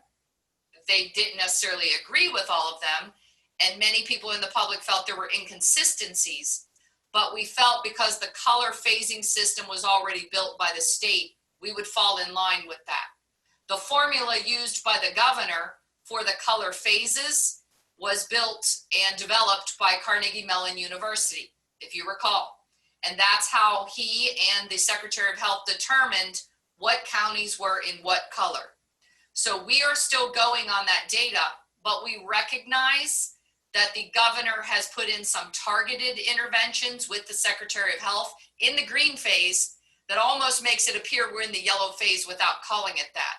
So what we also built into this plan was that the board of directors have the authority to move us to yellow as a school district. And in the yellow, we go to cohort. We divide all the kids in half by their last name, and we have half the student population in all the buildings. I'll remind you, because we have over 1,000 students who are already registered for the full-time cyber school, they too are pulled out of that population because nothing changes for them. So when people get worried about how crowded the buildings are, we have about 1,000 that are already pulled out for full-time cyber who won't be back this year or until their parents make a different decision, and about 400 who will be part-time. So that's 1,400 out of 7,300 that will be pulled out before we even begin on August 26th. But I want to remind you about things that our plan depends on in order for us to be able to return 5 full days in person. We are closely monitoring the COVID infection and mortality rates of both Butler County and neighboring counties like Allegheny and Beaver. And that's ongoing. Every day, I go on the Pennsylvania Department of Health website, I click on their dashboard, and I find the data myself. I don't listen to the morning news to get it. There's nothing wrong with that, but I want to see the data, and I want to see how it's reported. Now, some might argue that data is skewed, but it is the best source I have as a school official when it comes to positive cases in this county. By way of example, if you dig into that data, and maybe you don't have time, that's fine. But you need to dig into the data if you really want to know the case counts. So in the last 14 days in Butler County, on July 19th, the Pennsylvania Department of Health logged 5 cases. July 20th, 23 cases. July 21st, 9 cases. July 22nd, 7 cases. July 23rd, 13 cases. July 24th, 9 cases. July 25th, 12 cases. July 26th, 6 cases. July 27th, 15 cases. July 28th, 7 cases. July 29th, 8 cases. July 30th, 5 cases. July 31st, 5 cases. August 1st, 2 cases. So though I don't want to diminish or be dismissive about this virus, it is very serious and it is deadly. But Butler County's numbers are relatively low compared to other counties. Now, if that's my child or your child, that doesn't matter. If it's only 1 case, that matters. But I do want to make sure that we're looking at the numbers. People aren't looking at the numbers. I've also run those numbers, and I continue to run them every day for Allegheny County. I know there's a debate about positive tests versus negative tests. I look at that. But what I look at is positive cases on the Pennsylvania Department of Health website. Then I also look at the warning dashboard, and I look at how many people are in ICU beds in Butler County, how many are in ICU beds due to COVID in Allegheny County. So I'm looking at all of that data. I recognize we can use the data any way we want to make a case, right? I'm trying not to do that. I'm being neutral. I'm looking at the numbers. I am analyzing those numbers, and I'm keeping track of them. So that's the first piece. The second piece that our plan depends on. So let me back up and say, if those numbers escalate and they escalate fast and they escalate to where doctors in this county are telling me they're uncomfortable with us returning to school, I will immediately report that to the board. The next item, what is our local ability to treat and react to those rates? We have our own hospital, we're fortunate. But I recognize not every Butler County resident may go to Butler Hospital. Maybe they go elsewhere. Maybe they have a physician in another county. So I look at what is the ability of Allegheny County, according to the Pennsylvania Department of Health website, to react to this virus. And that is instrumental in decision-making for us as well. I'm following that as well on the Pennsylvania Department of Health dashboard. I would encourage you to go look at the numbers yourself. Form your narrative from the numbers, not from mainstream media or social media. That's my encouragement for everyone in our community. And if you can use those numbers in a different way than I have, please let me know. The next item that is huge in our plan is availability of testing. We have no control over that as a school district, none whatsoever. We can advocate for it, but we have no control. We know that Butler Hospital is a testing site, and we're very lucky. We have a lot of testing sites close to us in Allegheny County. A press release is sitting on my desk that the Department of Health released today. And it says that 9 new drive-through testing sites will be launched on August 5th. One of them will be in Cranberry Township, I'm pleased to say. It will be at the Walmart Supercenter parking lot in Cranberry Township on Route 19. That is promising, and that makes me hopeful, but I'm not a physician, so I don't know how to interpret that. And quite frankly, what I'm hearing from medical doctors and healthcare professionals is, at certain testing sites, there's a real delay in getting those testing results back from the lab. They're telling me, medical doctors are telling me, that's due to a shortage of reagents. It's due to the required tests that Pennsylvania, the Department of Health, put on all the nursing care homes, that they must test all of their patients by the end of July at least once. So we have seen a delay with our own employees in this county and in neighboring counties. In June, some of our employees who went and got tested for various reasons had results back in 24 hours. But by the end of June, early July, we were seeing a delay of 7 to 10, sometimes 7 to 14 days. My report from Butler Hospital, Butler Health System today is that testing results have gotten a little bit better since last week. Instead of it being like 5 to 7 days, they're looking at a 5-day return, which is better. But I would argue to you, and I would advocate that it needs to be better than that if we are to return 5 full days in person. 7,300 kids, 900 employees. If any one of them need to get a test and they have to sit at home and wait for the results for 5 to 7 days or longer, and they can't come to school, whether they're an employee or whether they're a student, that significantly impacts our instructional program. We have no control over that.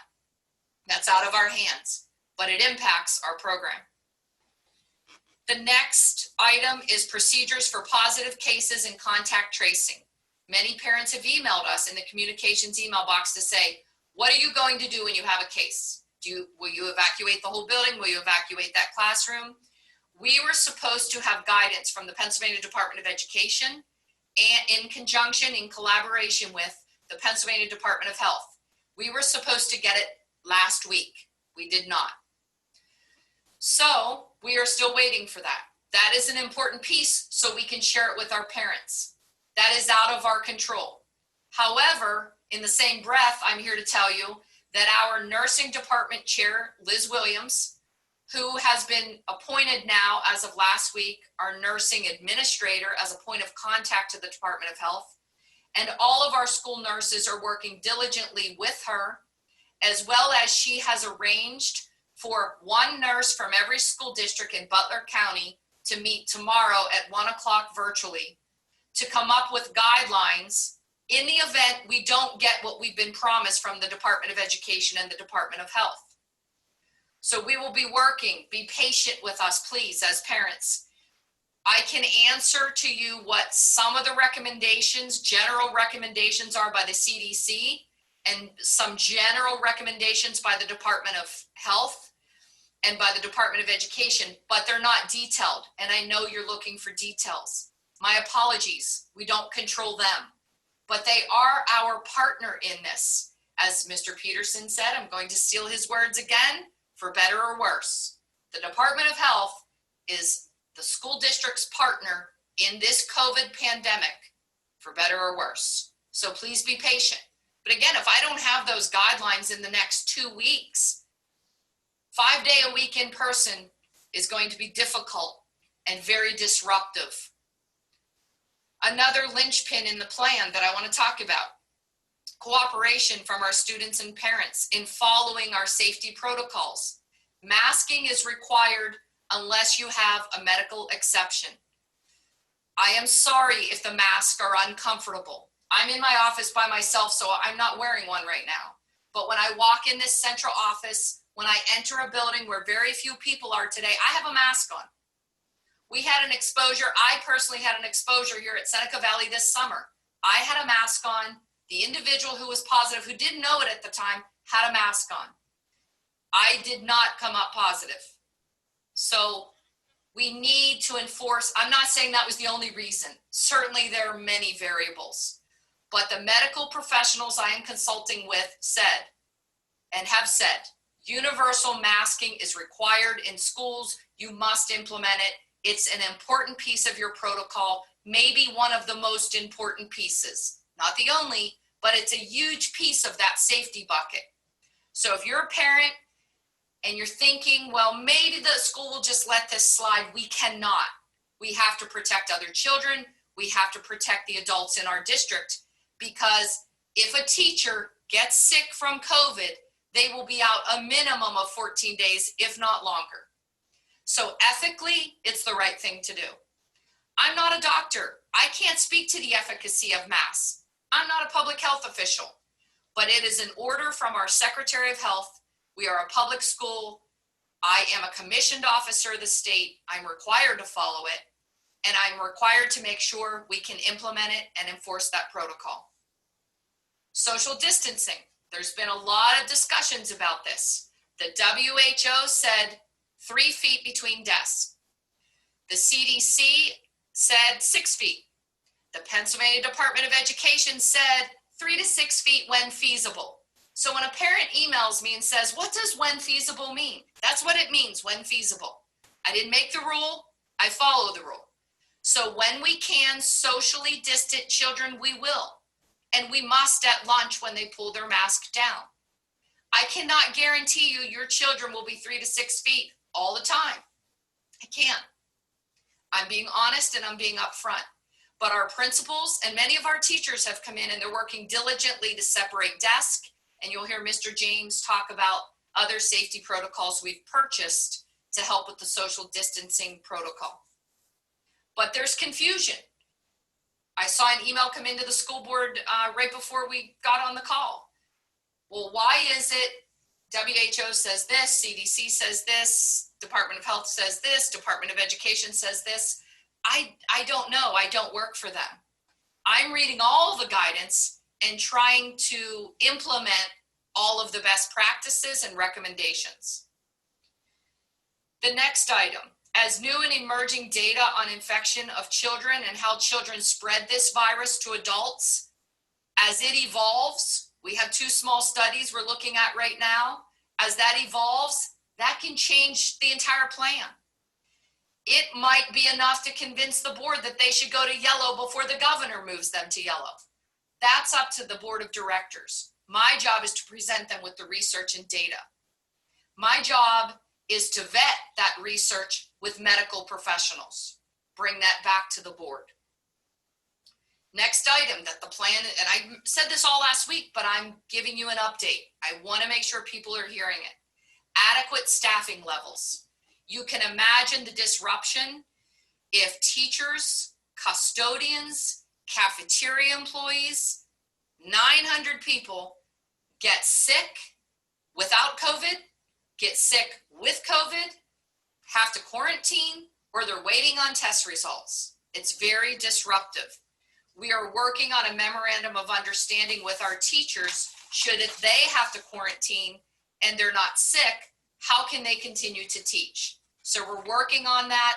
Our leaders of our labor groups have been wonderful, really wonderful.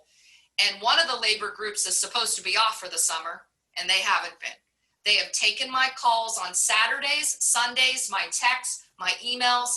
I am grateful for strong, committed, ethical union leaders. We have very good ones here at Seneca Valley, and I'm proud. But this won't be an easy task, making sure that our staff is healthy and remains healthy. Ongoing consideration for those students, staff, and support staff, which include paraprofessionals who have close contact with children too. Cafeteria workers, bus drivers, teachers, all these people have close contact with our kids and will have multiple exposures in a day, which again is why the masking is so important. But what about those that are more vulnerable due to age or a serious underlying health condition? We're working right now with our teachers or staff members, support staff that have identified to human resources that they have an underlying health condition or that they're concerned due to age.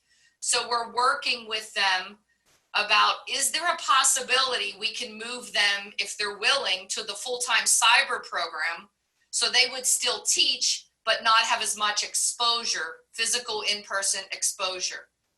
And then what about students who are very vulnerable? What about students with underlying health conditions? Many of them have chosen the full-time cyber option already, but some of them want to find a way to do the in-person live. And you know, I have to pause for a moment, and as a community, I've heard a lot of comments about, I'm not afraid, and you should just send your kids 5 days a week. I'm not afraid. I have talked to a lot of parents. This isn't about fear as much as it is about considering their entire family, considering each of their children who have different needs, and considering multi-generational homes or visiting grandma and grandpa. The most amount of concerns I have talked to with parents have been about grandparents. Not about their children coming 5 days a week, but what if, all the what ifs, because we just don't know enough about this virus. So I would challenge us as a community to quit judging one another on who's afraid and who's not afraid. This is much bigger than that. We are better than that as a Seneca Valley community. I would instead ask us to remember, myself included, patience, grace, and kindness over and over and over. And I have to stop myself and take a break and remind myself of that. Our children are watching us in this moment. And one day they will look back and the book will be written on COVID. And I hope they will say the adults served us well, that they were kind, they were patient, and they were graceful towards one another. I saw that in March, April, and May. But as this discussion on whether to return children to school 5 days a week across this nation has become political, it has become personal, and it has become emotional. I get it. But again, as a community, I would ask us to think about our approach with one another because our children are watching us. Now I would like to go to next steps for the board and for the public. What is next? Tonight into tomorrow, I will finish drafting a letter to our staff because they don't know all the safety protocols we've been trying to put in place. They know some of them and they expect some of them, but they're worried because they haven't maybe been here physically since March, or they've been here and they're worried about how will we accomplish this insurmountable task, this mission impossible. So I want to send a letter to them, hopefully by tomorrow, about all the safety protocols. Next steps, continue to monitor those positive numbers on the Pennsylvania Department of Health website on their dashboard in both Butler, Allegheny, Beaver, and other neighboring counties.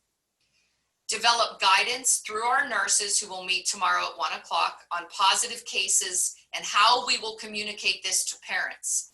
And then if we get the guidance we were promised that's being written, I understand, by the powers that be, we'll look at that guidance. We will embed it with our guidance from our school nurses. I have a meeting set up tomorrow with a physician from the Butler Health System. He is going through our plan, although it's been vetted by several doctors. He has gone through that plan to say, here's what else you might be able to do.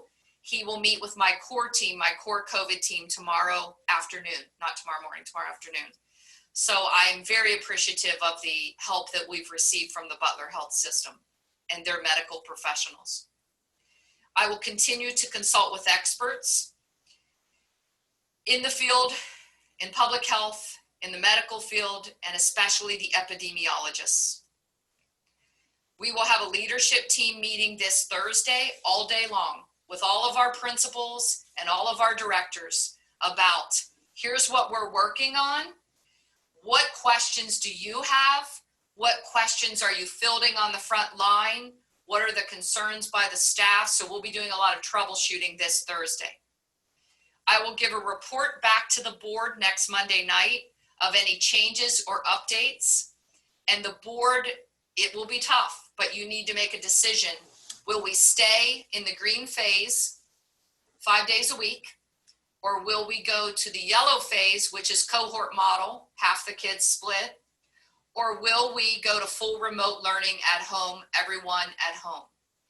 These are not decisions our board will make lightly, and they will use science and data to come to that conclusion.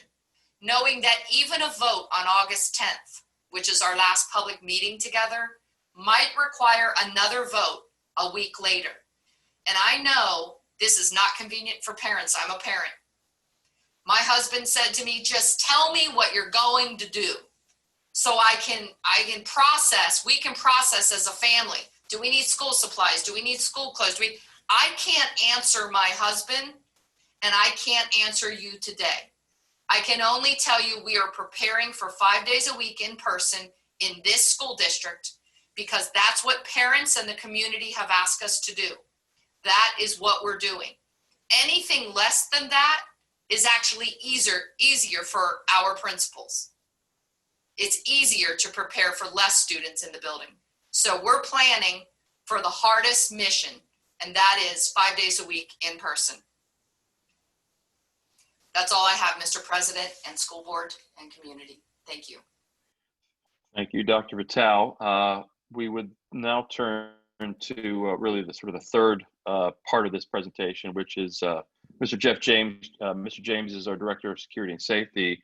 He's got some information for us on the board as well as for all of you watching and listening in on how we are preparing and what our supplies are today, where we have some shortfalls and where we have some work to do. So, Mr. James. Thank you, Mr. Nichol. I appreciate it. So just to give you some background, at the end, through the summer, the Pennsylvania Commission on Crime and Delinquency put out $199 million to every school district in Pennsylvania. And your award for your school district was based on your population and your average daily attendance. So based on those two factors for Seneca Valley, the grant award that we received was $393,121. And that went to several project areas that we as a committee decided were going to be important for us to reopen 5 days a week to have every student back in school. Many vendors were engaged in this process, but as you can imagine, we encountered many vendors who said, you know, we have the stuff, but we can't get it to you till November. So that helped us whittle down which vendors we were actually going to use. And the program areas that we saw as important, the first one was plexiglass.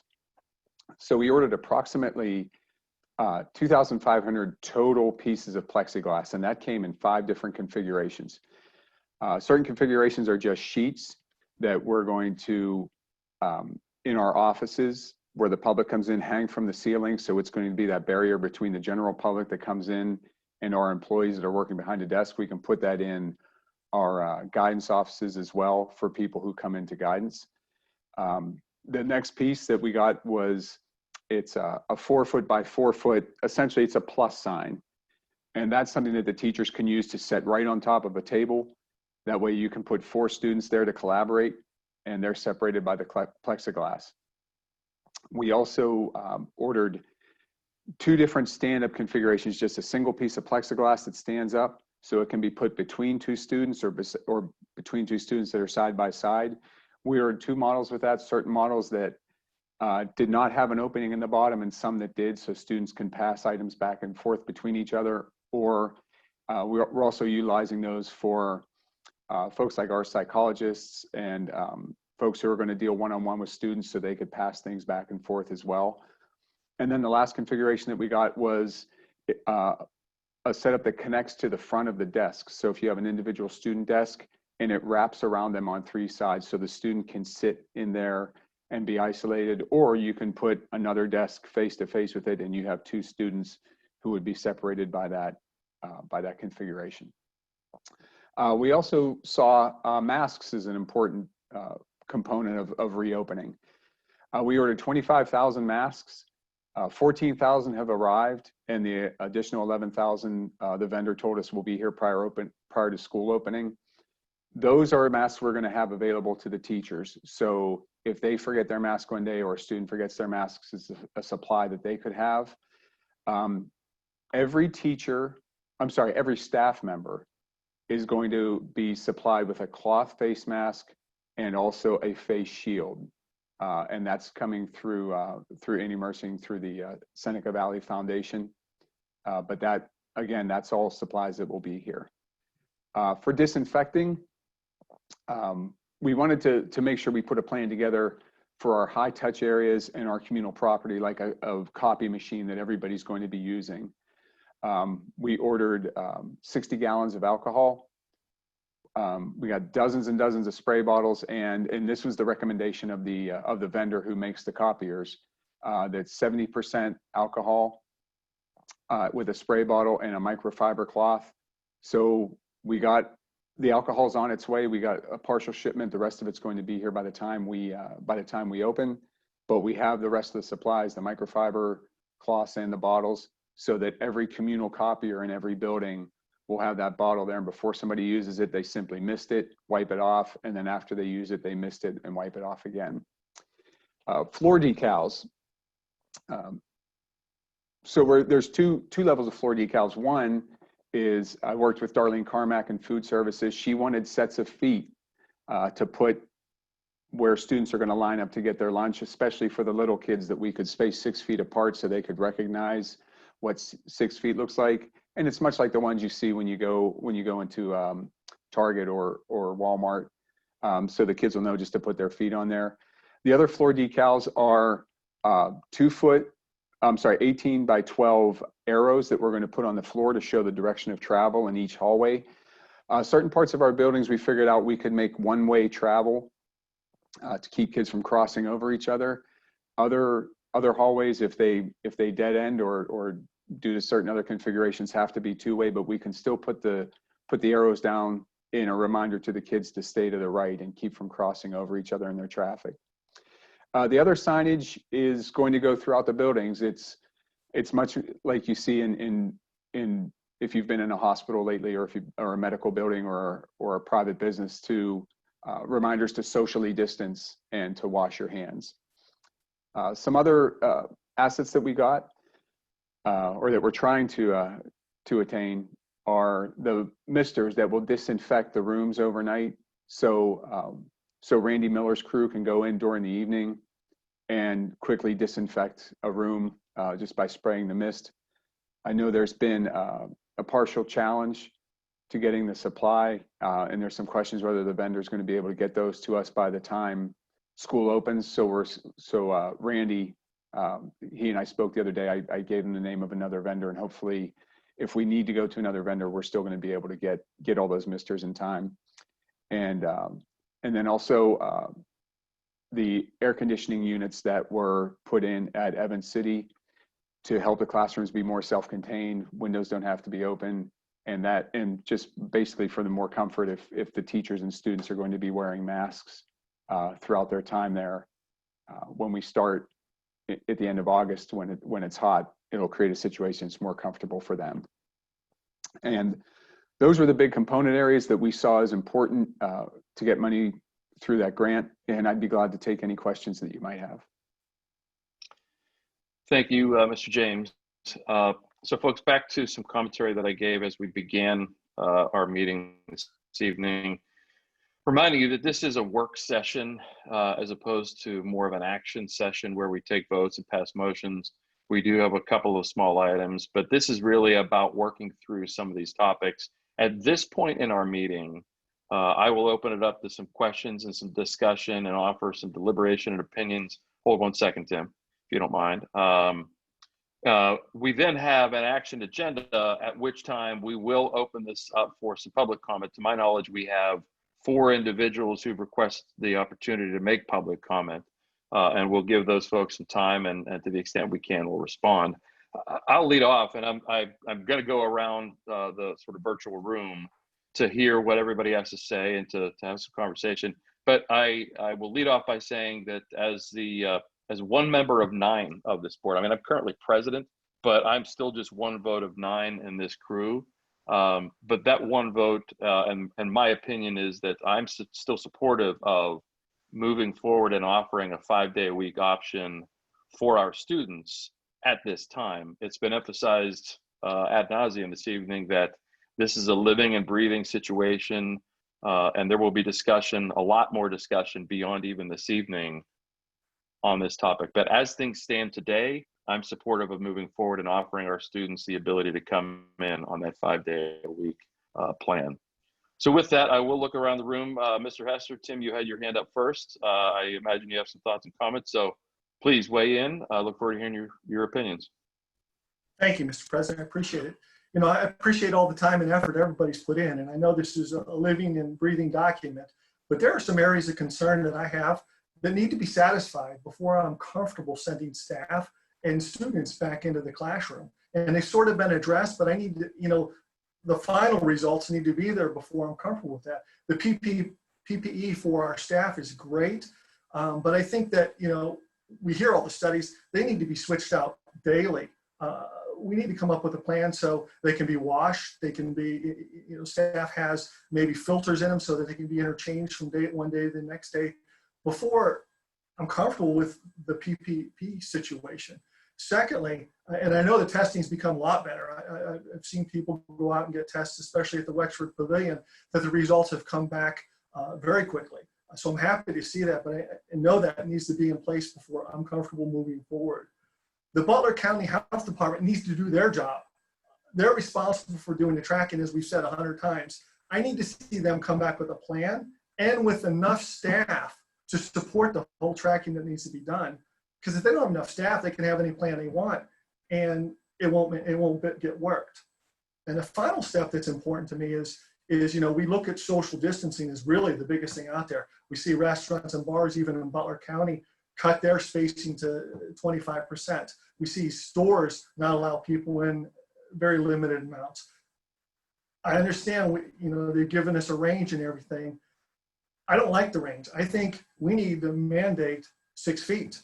And we need to work as hard as we can to make sure there's a 6 feet spread between every kid, every child, every staff member, because if not, we're going against what the rest of the world is doing. So we need to come up with a plan to make sure the safety is there for both staff and students. And I'm not comfortable moving forward with any plan until we do see those things solid. And I know next week we're supposed to vote on it, and I know it could change.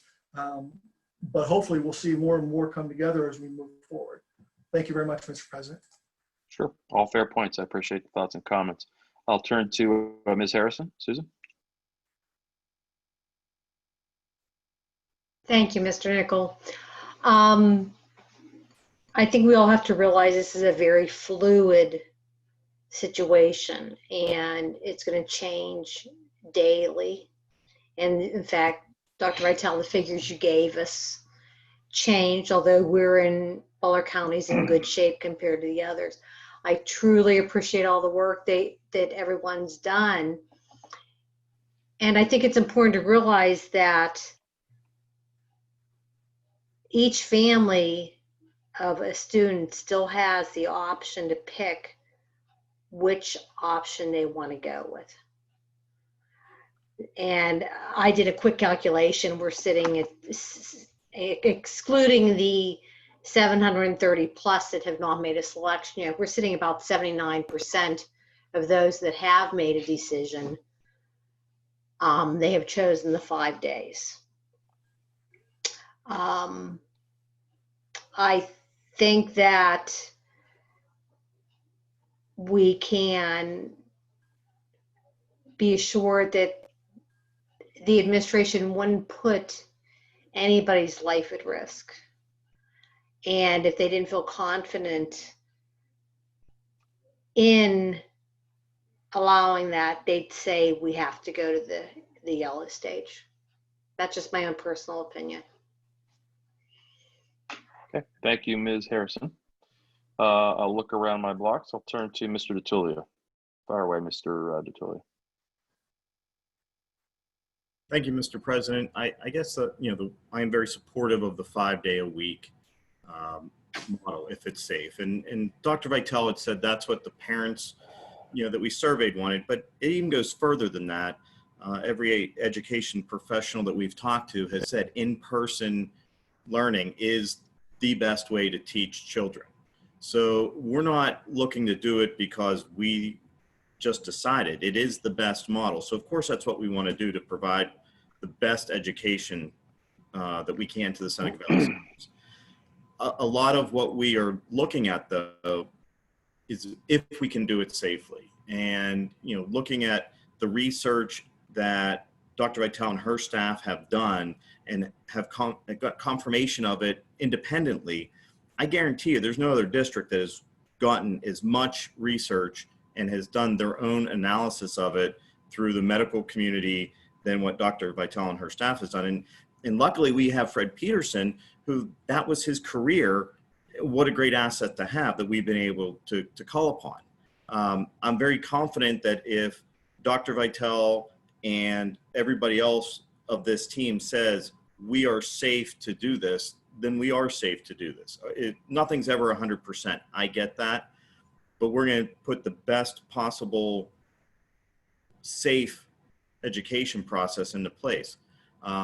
I think that, you know, the conversations on wearing masks and the enforcement of that, you know, we're going to lean on the parents a little bit to say, look, you have to convince your kids that this is the right thing to do. And I'm not talking about the little ones. I'm talking about the older ones, right? They're the ones that can say, I'm not going to wear this.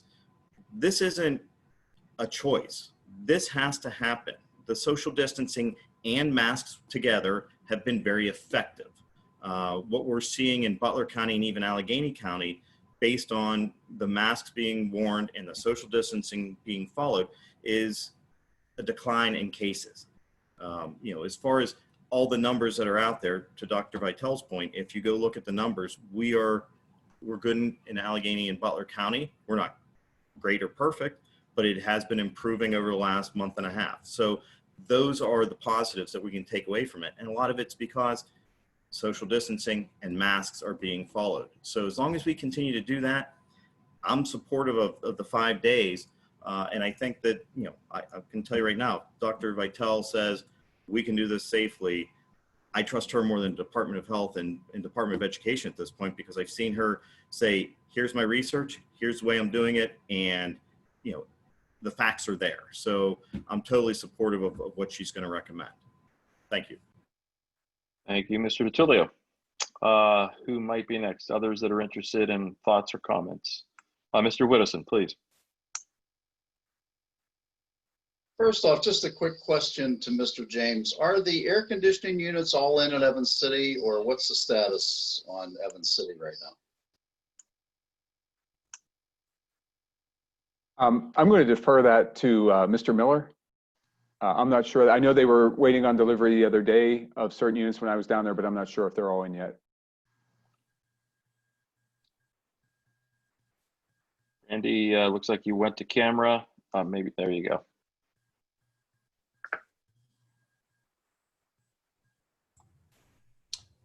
Can you repeat the question, Mr. Nickel? I think Mr. Widdowson was questioning whether or not the units are in place, the air conditioning units at Evans City, or at what stage in the process of implementing and installing those are we at? Every unit has been delivered. We started installation last week. Should be completed by the end of next week. Thank you, sir. You're welcome. Mr. Widdowson, anything further?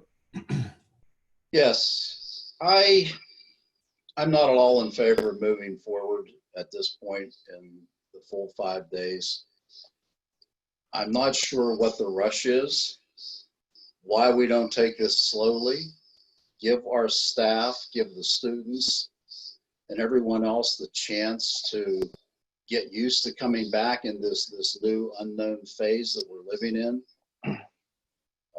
Particularly if we see a delay in the misters coming in, I think we need to give staff the time to be trained on it, learn how to use it. And unless I missed something, I'm not sure that Dr. Vitale has given us a directive, or I think she's just given us a lot of information to consider. And I haven't really heard her say, let's just go full phase in the green, that she's left it to the board to make the decisions. Although she's given us a tremendous amount of information. Forgive me if I'm speaking for Dr. Vitale now, but that is at least my understanding. You're right, Mr. Widdowson. I've given you options and I've prepared for what the community has asked us to do. I recognize there's varying views on that, but I am preparing for 5 days in person if that's what the board and the board represents the community. So that's what I'm preparing for. Anything less than that is at the will of the governor or the school board. Thank you. Thank you, Mr. Whittleson. Mr. Jacobs, if you would like to go next, please. Thank you, Mr. Nickel. The one thing that I think is very important is we can certainly debate which options are the best for return to school. One thing that I don't think, in my opinion, we should debate is the thoroughness of the process that we've been through, and most specifically the transparency in the process that the administration has given to the public. And I think that transparency is very, very important because it allows parents to make the decision that's best for their family, to balance, as Dr. Vitale said, the physical safety and the physical health with the emotional, social, and mental health of their students, and let the parents make the decision that's best for their children. And so I think that transparency, I applaud the administration for it. And because of that transparency, I very strongly believe that we need to let the parents choose what is best for their children. And I believe as of now, with all the caveats that Dr. Vitale outlined, that a 5-day-a-week in-school model needs to be one of those choices that a parent has for their child. Thank you again, Mr. President. Thank you, Mr. Jacobs. Ms. Bradle, I saw your hand up several times. Is there anything you'd like to comment on? Thank you, Mr. Nickel. I would just like to say that if I were to provide my vote today, I would vote moving forward to the 5-day in-person. And the basis for that is based on the health data that we have from the medical experts. And also it is aligned with what our community wants. Now, that's not to say that in 2 weeks, my opinion will not change if the data changes. But at this point, I think the team has done their due diligence. They've been working on this tirelessly, 24/7, since March, thinking of different models and how we can accommodate this. And I just think as a community, where we are at right now, we need to try, and we need the community to help us try. And if things change, then we are ready to pivot, because we presented a plan that has different options available. And it is a tough decision, but as a board, we have to make it for the whole, where each family can make their own choice. And we've given them those choices. But I think we're moving in the right direction, at least for now, and unless something changes. Thank you. Thank you, Ms. Bradle. Ms. Whittle, please.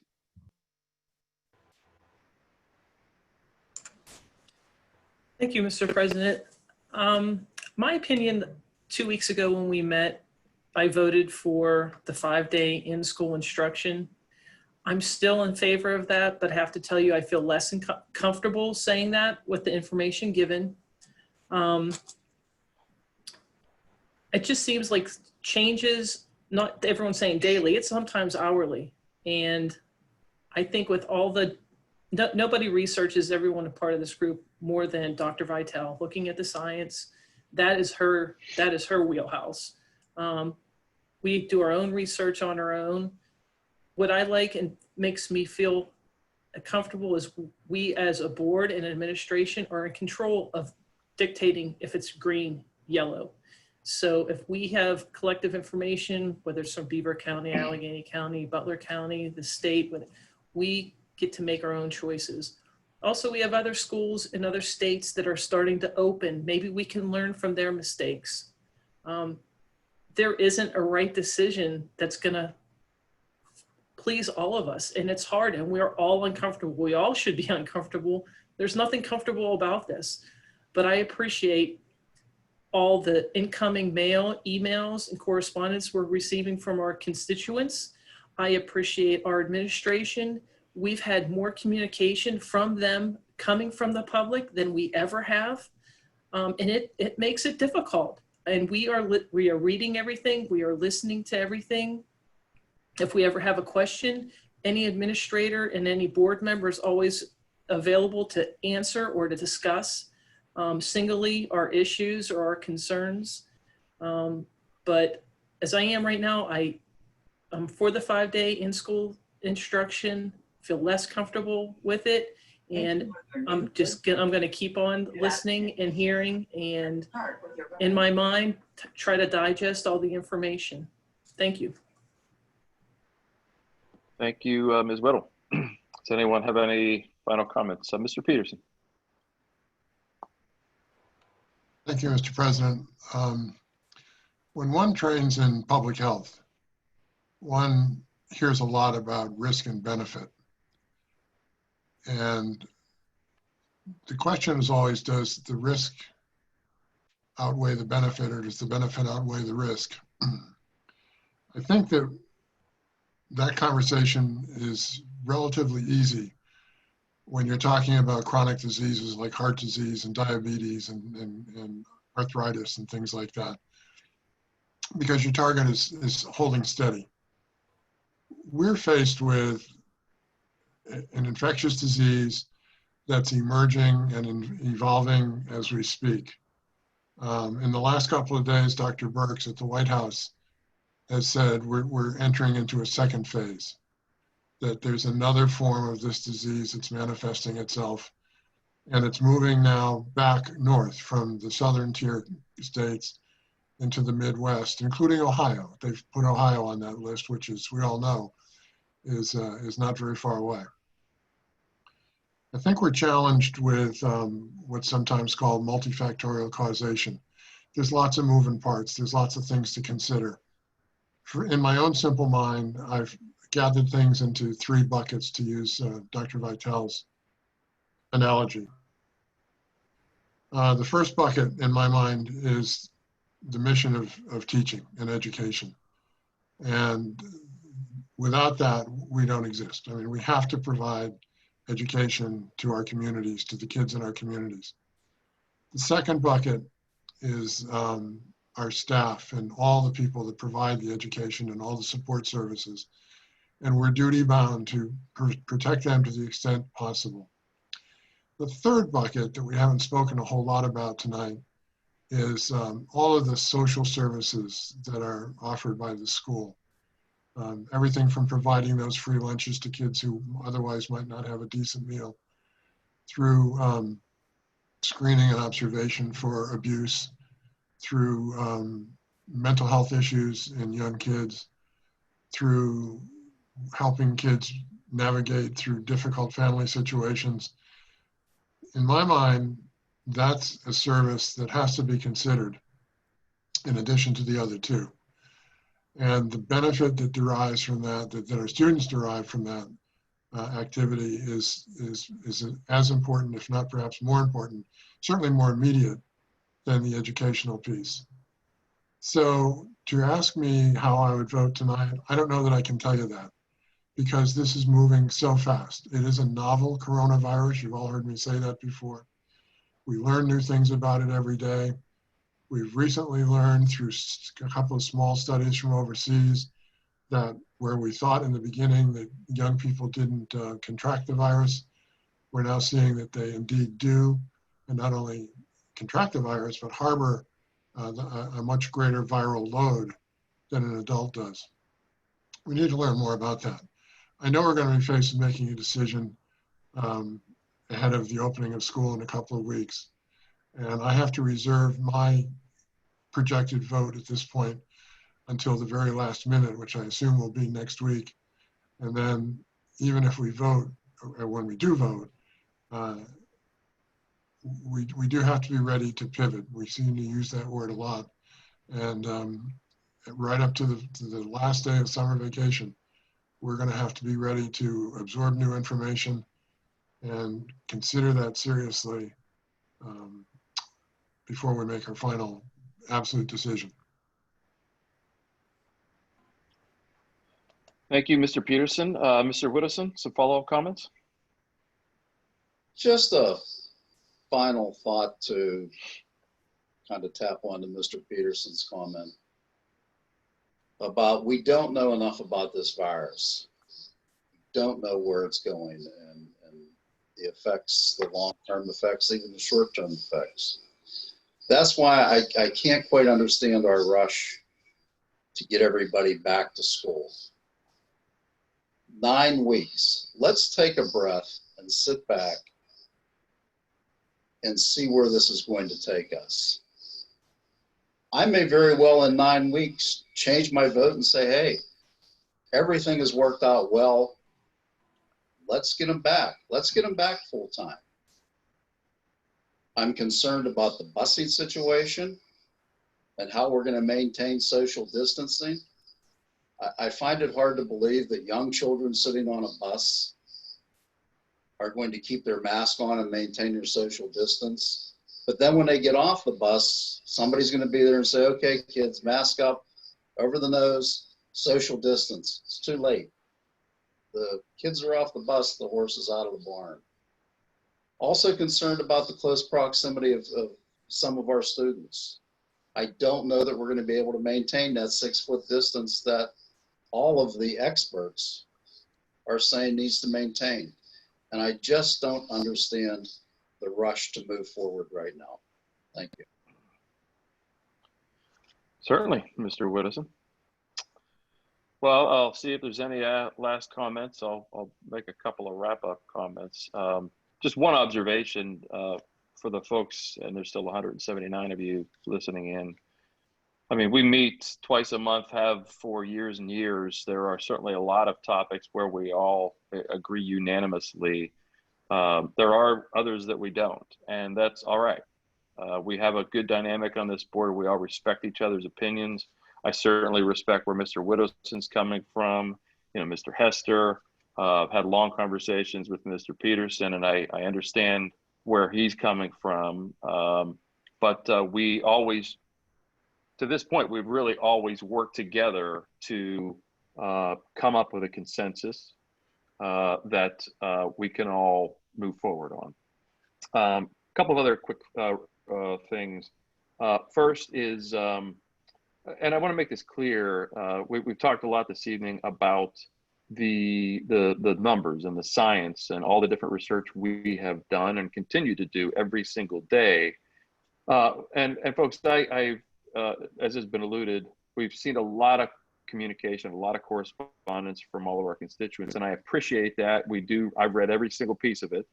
But I want you to know, as much as we, and Dr. Patel has been very careful with us, we respect the approach that other districts are taking. We, as I said before, when I'm talking about within our colleagues of the board, we respect differences of opinion, but I, for one, will not be making a decision based on what a different district is doing. I, for one, will be making a decision based on what I see in the science and in the numbers and the different factors that Dr. Patel has laid out for you. I wanted to at least voice that. I won't speak for everyone, but I'm confident that most of my colleagues on the board feel the same way. The second point I wanted to make, and I think it was Mr. Peterson towards the end, we do need to, and we will be ready to pivot. We'll be ready to pivot if we learn something tomorrow. We'll be ready to pivot if we learn something on August 17th. And we will get together, have a conversation with whatever information comes our way to be ready to make a decision based on that current information.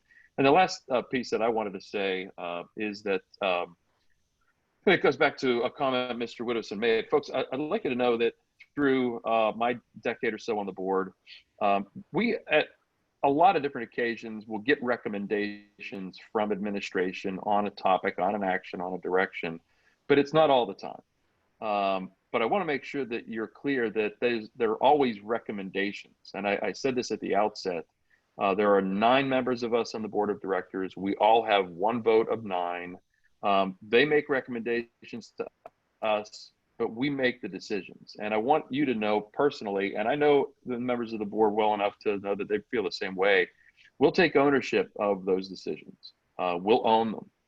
We, again, may not always agree 9-0 on all topics, but we're here to support the administration. We're here to be a backstop for them, a buffer for them, but we're also here to make the decisions as to how this district moves forward in many different areas, this certainly being included. And I just wanted to, again, make it clear the role that we play in the district and how we move forward. So folks, all of you still listening in and watching, that's it for now in terms of deliberation between us members of the board. We are coming up on our action agenda. We'll be hearing from a few individuals who've asked to speak, and we'll see how well we can respond as we go through the rest of our agenda. But, and apologies, I got to unlock my computer just to be sure I know where we're headed next. Okay, so folks, we do have a few more information reports, and then we'll get into that action agenda. We have 2 agency reports. Certainly, we are one of the 7 sending districts into the Butler County area of OTEC, and we participate in IU4. Myself and Mr. Peterson are the representatives to the Butler County Area Vocational Technical School. I think I can speak for Mr. Peterson, and he can let me know if he wants to add anything, but we have a meeting on Thursday, and this same topic will be coming up on Thursday. I don't know that we have anything to present to you at this time, but we will certainly, by the 10th, next Monday, have some feedback to give. Mr. Peterson, anything else you'd like to add as it relates to the VOTEC? No, sir. Okay, thank you, sir. I'll turn to Mr. DiTullio. Anything to update us on with the IU4? We are in the exact same position. We have our meeting actually on Wednesday, and we'll be discussing this. So if there is anything to report, I'll give it to you next Monday, if that's okay. Thank you, sir. Appreciate that as well. And our last information agenda items are our financial reports. We as board members receive all the detail in our backup. They are for operations, senior high activities, middle school activities, athletics, food services, tax collection reports, and capital projects funds. To the extent any of us have questions on those items, we oftentimes turn to our business manager, Ms. Lynn Bertner. And with that, we will turn to our action agenda. Before we get into it, it's really just one action item. We have a few personnel moves that we need to approve of today. And again, for those of you that haven't attended meetings, and I believe it'll, I don't know, I'm guessing it's going to be Ms. Polano who will guide folks through as they're called to speak, and your microphones will be unmuted. We typically limit comments from our constituents to 4 minutes. There are only 4 of you. We certainly want to hear you out, but I will keep a timer and maybe just do sort of a little raise of the hand to let you know if you're getting close to that 4 minutes.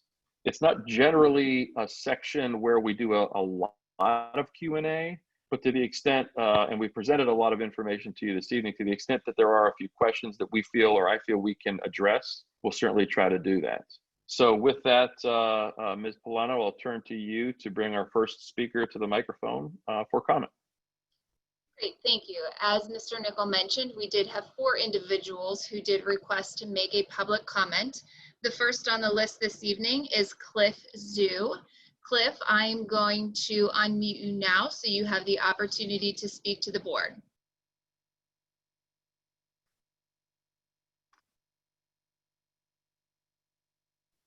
Hello, thank you. Thank you, the board members and the administration. My name is Cliff Zhu. My wife and I lived in Seneca Valley School District for 20 years. We have 1 senior and 1 sophomore in Seneca Valley High School. Both boys have enjoyed their school, and both are members of Readers, marching band, and varsity swimming. We are one proud Readers family. After listening to the discourse among our alums, board members, and administrators tonight, I feel even more proud to be a Readers family. For that, I want to thank the administration and school board, both current and past, for your hard work and tremendous sacrifice. Today, we face the challenge of historical proportion posted by COVID-19. I can only imagine how difficult, emotional, and complicated it is for you to make decisions on how to reopen school. I know that you all work tirelessly on this with the kids, teachers, and staff's best interest in your mind. When the options were available, we selected the hybrid for our boys. However, we immediately found the hybrid option is not viable. For example, for my senior, there's only 2 courses available for online. Plus, after using Edgeunity from mid of March to early June, most kids had enough of it due to the lack of human engagement. So when we had So we had to change from hybrid to traditional. My kids asked their friends, and all their friends have selected traditional simply because they didn't like their experience with Edgeunity in spring. Tonight, I know that the new online program would be different, and we hope we could soon hear more details about it. Speaking of privacy and effectiveness of live streaming, as controversial as it is becoming widespread. NA and Palm Richland are doing that.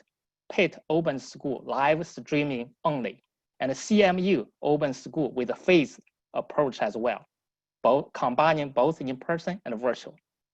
On Palm Richland's website, its survey shows 70% of families prefer in-person education, just like our SV survey. In-person does not mean in-person every day. I watched their plan, which was posted on YouTube last Friday, 20 minutes video, which is very creative, sophisticated, and effective. Palm Richland offers the cohort as base option. They invested in voice amplifiers and webcams in classrooms, and kids at home can see the display board and the teacher, but cannot see the kids in the classroom. As such, they project to cut the number of students from 2,250 to 900 on secondary campus, making social distancing achievable. Their ultimate goal is to reopen school and to stay open. I have not been back to office since March 13th. My company is talking about returning to office at 50% capacity at some point. What NA, Palm Richland, Pitt, CMU, and my company are all doing is to maximize social distancing and adopt a phased approach. They are not making decisions simply based on whether Allegheny County is in green or yellow. There is inconsistency from different authorities on social distancing. I think we should be cautious to stick with at least 6 feet. COVID-19 could be here for much longer time. After an education deficit in spring, we trust our school district would provide safe and effective options starting this fall. We want the school to open and stay open. Once again, thank you, board members and the administration for your devotion to our community. Thank you, Mr. Zhu. I appreciate, and it was very well thought out. I appreciate you presenting us with your thoughts and comments. I'm not sure what within there that I might respond to other than you mentioned some districts that are working towards, I think it's synchronous instruction or live streaming. Dr. Vitale in her commentary did mention, albeit briefly, that we continue to work down a path to see if it's viable to offer that as an enhancement to our different models. And I know some of the details around it, certainly the legal ramifications, but we've been in counsel with our solicitor, Matt Hoffman, on that topic.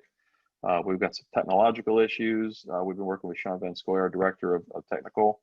And then last but not least, some of the labor relations. I know Dr. Vitale is in ongoing conversations with our bargaining unit to work out some of those parameters. So more to come on that. And I don't mean to defer the topic, but there's still some work to be done. But we heard from our parents loud and clear that this is something they wanted us to spend more time on, to research and to see if it's something that we can offer as an enhancement, and we're working towards that. So thank you, Mr. Zhu. I appreciate you spending the last 3 hours or 2.5 hours with us and making comment. I really sincerely do. Ms. Polano, if you would move on to our next request for comment. The next public speaker this evening is Ms. Christy Long. Ms. Long, you now have the opportunity to speak to the board. Welcome, Ms. Long.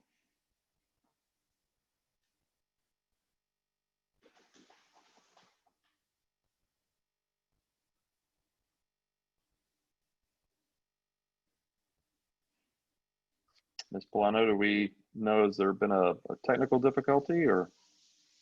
No, she should be able to speak at this time. Ms. Long, if you can, unmute yourself.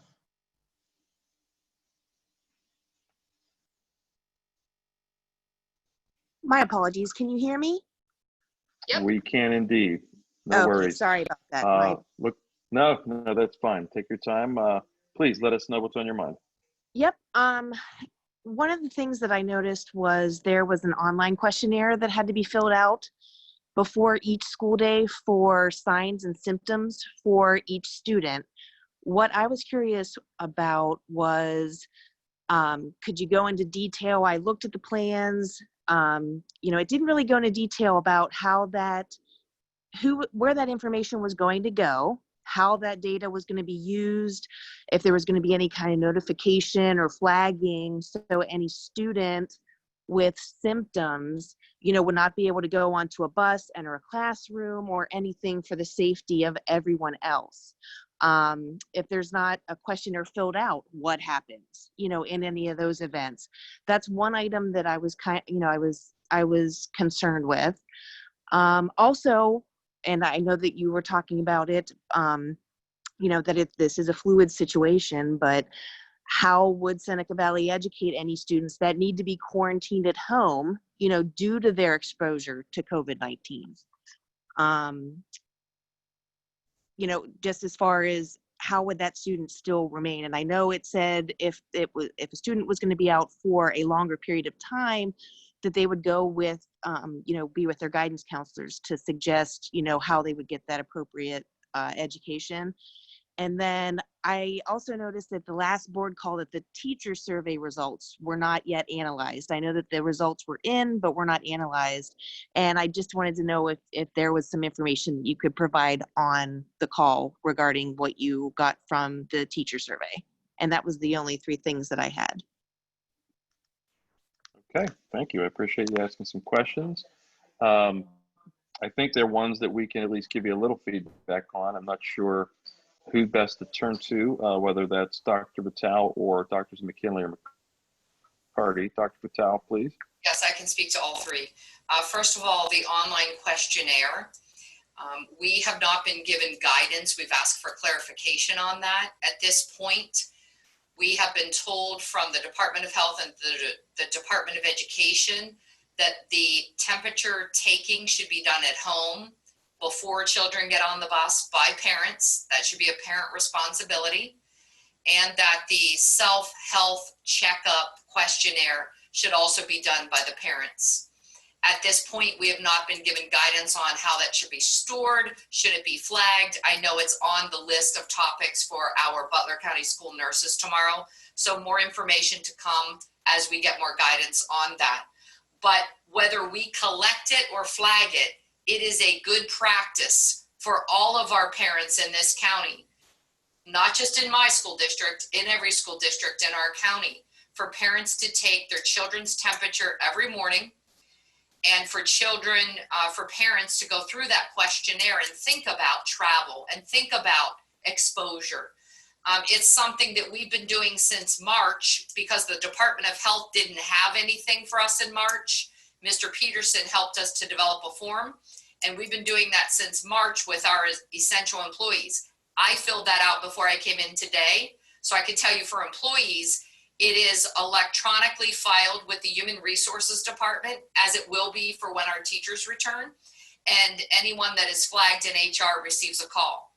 For students, because it's a much larger number and we're being told the temperatures need to be taken at home before children get on the bus, we're asking for clarification, so more to come on that. Absences. We already have teachers planning, regardless of whether or not we do live stream, for extended absences. They know that this is something they have to plan for. I know I've spoken to several teachers who, I spoke to one last week, a union official, who said to me, I am working on recording all of my lessons at home right now, so I have those as backup in case I have students out for absences. I thought, well, that's a great technique. I feel bad that she's working all summer, but in the same token, some of our exceptional teachers, they're already thinking like that and planning for that. So we too need to think about is live streaming an enhancement for students who may have to quarantine, or are there other ways to do this? So again, I would say that's an enhancement to a model. That's not a model in and of itself. And when we talk about live streaming, the first speaker talked about the districts and colleges that are doing that as part of their model. I would remind us that they are all in Allegheny County, and we don't have the numbers that Allegheny County has. Thank goodness. I don't want to be dismissive. I don't want to, we could have those numbers, in a week. So we need to be ready.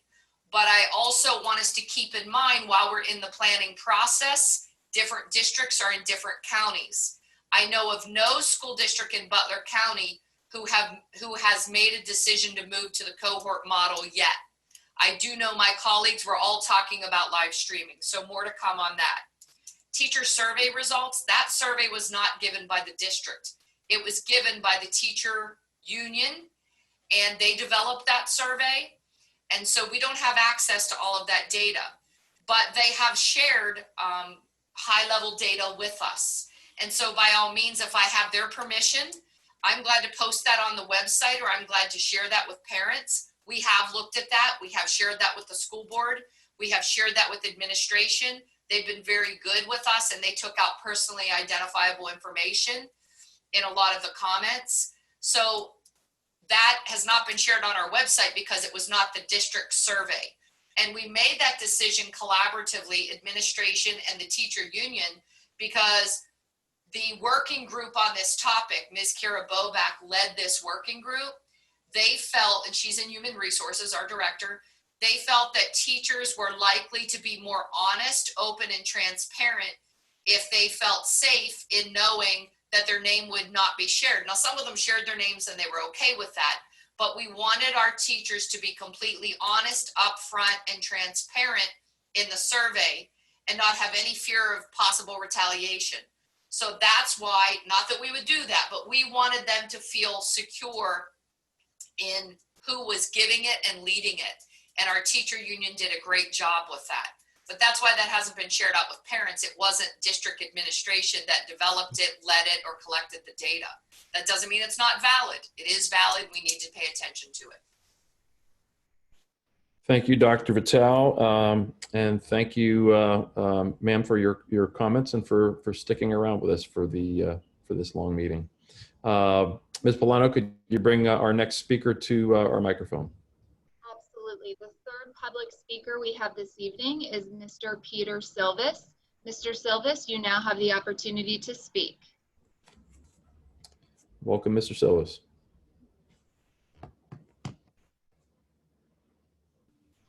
Thank you very much. Can you hear me? Absolutely. Good. It's Dr. Silvis.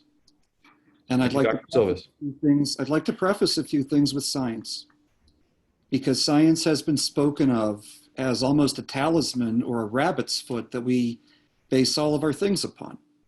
I have read all of the World Health Organization and CDC best practice models revised as of the last 2 weeks.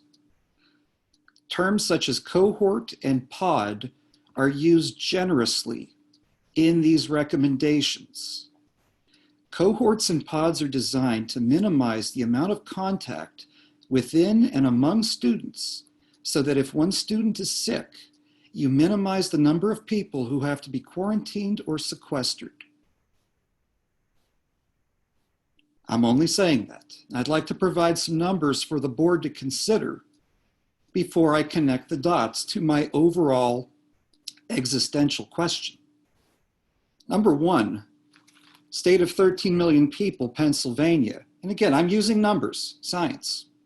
It's 120,000 cases known of COVID-19. There's 7,500 known deaths. I would argue that those cases are underreported, and I will say why. Early on, we didn't test.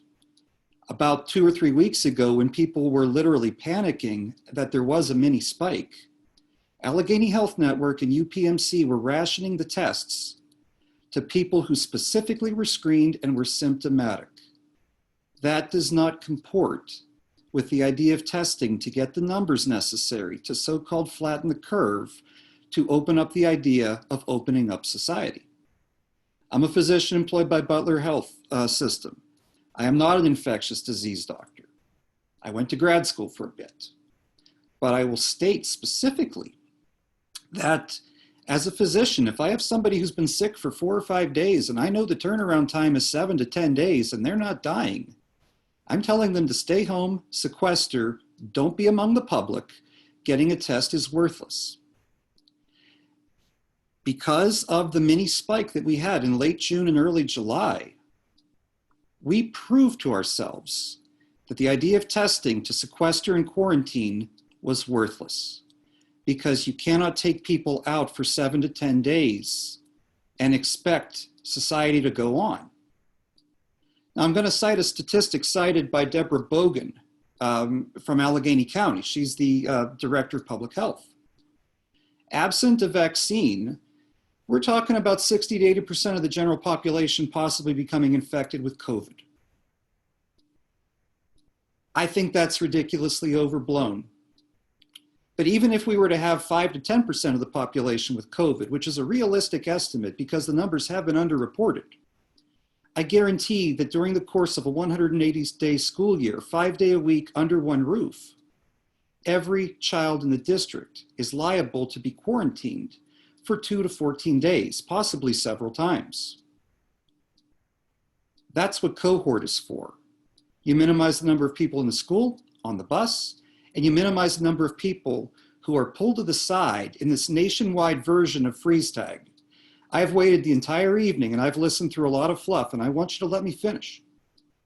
So if I were to extrapolate for your school district, let's get a nice number here and focus on the numbers and the science. Counting students and staff, 8,200 people. At those Pennsylvania levels right now, with the underreported stats, we're talking 82 people getting sick and 6 people dying. I'd like to know, again, if that is an acceptable risk. And I would also like to point out the fact that, again, 3 weeks ago at the peak of this mini surge, Allegheny County, 200 cases a day. Westmoreland County, 40 cases a day. Butler County, 25 cases a day. This week, Allegheny County, 60 a day. Westmoreland, 10 to 20. Butler, 5 to 10. What happened in the last 3 weeks that made those numbers go down? Aggressive mask use, hand washing, self-policing, and the governor had the nerve to tell restaurants and businesses to close your capacity down to 25%. We have all been talking about red, yellow, and green. De facto, we've been in the yellow phase for a month and we lowered our numbers. I'm sorry, I don't need Governor Wolf to tell me what color of the day it is. I would also state again, that fast turnaround time that Mr. Hester referenced at Allegheny Network, again, only people who were sick and screened lately have been tested to have a fast turnaround time. I would also say that testing is the linchpin to be able to socially isolate. I would consider it part of infrastructure. And I would argue that the school would not open up for full-time business if infrastructure or utilities were compromised. If gas or electric or police or fire were unavailable for an emergency, I know for sure that you would close the schools. If you cannot guarantee being able to test and have a 1 or 2 day turnaround time, you cannot isolate, you cannot sequester, and you cannot guarantee the safety of the school district. So again, public health is a question of acceptable risk. And I'd like somebody here with the facts on the ground, connecting the dots, because what you do is seamless with what public health does. Can you say with a straight face that you can open up 5 days a week, everybody under one roof, for a population who have been sequestered since the afternoon of March 13th? Thank you. Thank you, Dr. Silvas. I do want to take a moment and apologize. I knew you were a physician. My apologies for not referencing as such. I appreciate all the thoughts and comments that you've made. I know that members of our administration and members of our board had an extended conversation with your wife, who's also in the healthcare industry, earlier today to walk through and talk through a lot of different details. And again, I appreciate your thoughts and comments. I will tell you that I wouldn't say I take offense, but I take issue with the reference to all the work and the commentary as fluff, because I do respect all the work that's been done, the analysis of the science. I certainly respect where you're coming from as well, sir. But I just wanted to point that out, that it wasn't the kindest of references. Thank you again for being part of the conversation and spending the last 3 hours. Ms. Polano, if you wouldn't mind bringing our fourth speaker to the microphone. Sure. Our final speaker this evening is Mr. Daniel Cox. You should now have the opportunity to speak to the board. Welcome, Mr. Cox. Yes, good evening. Can you hear me through my dial-in? Yes, we can.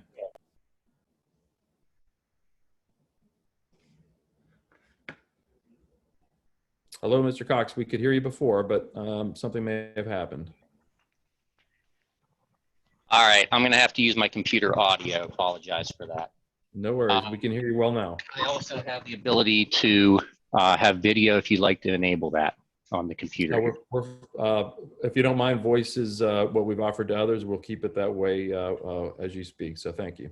All right, thank you. I'm also keeping track of time here as well.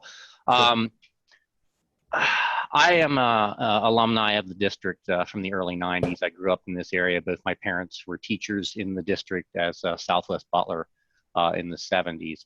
So I have a long connection here.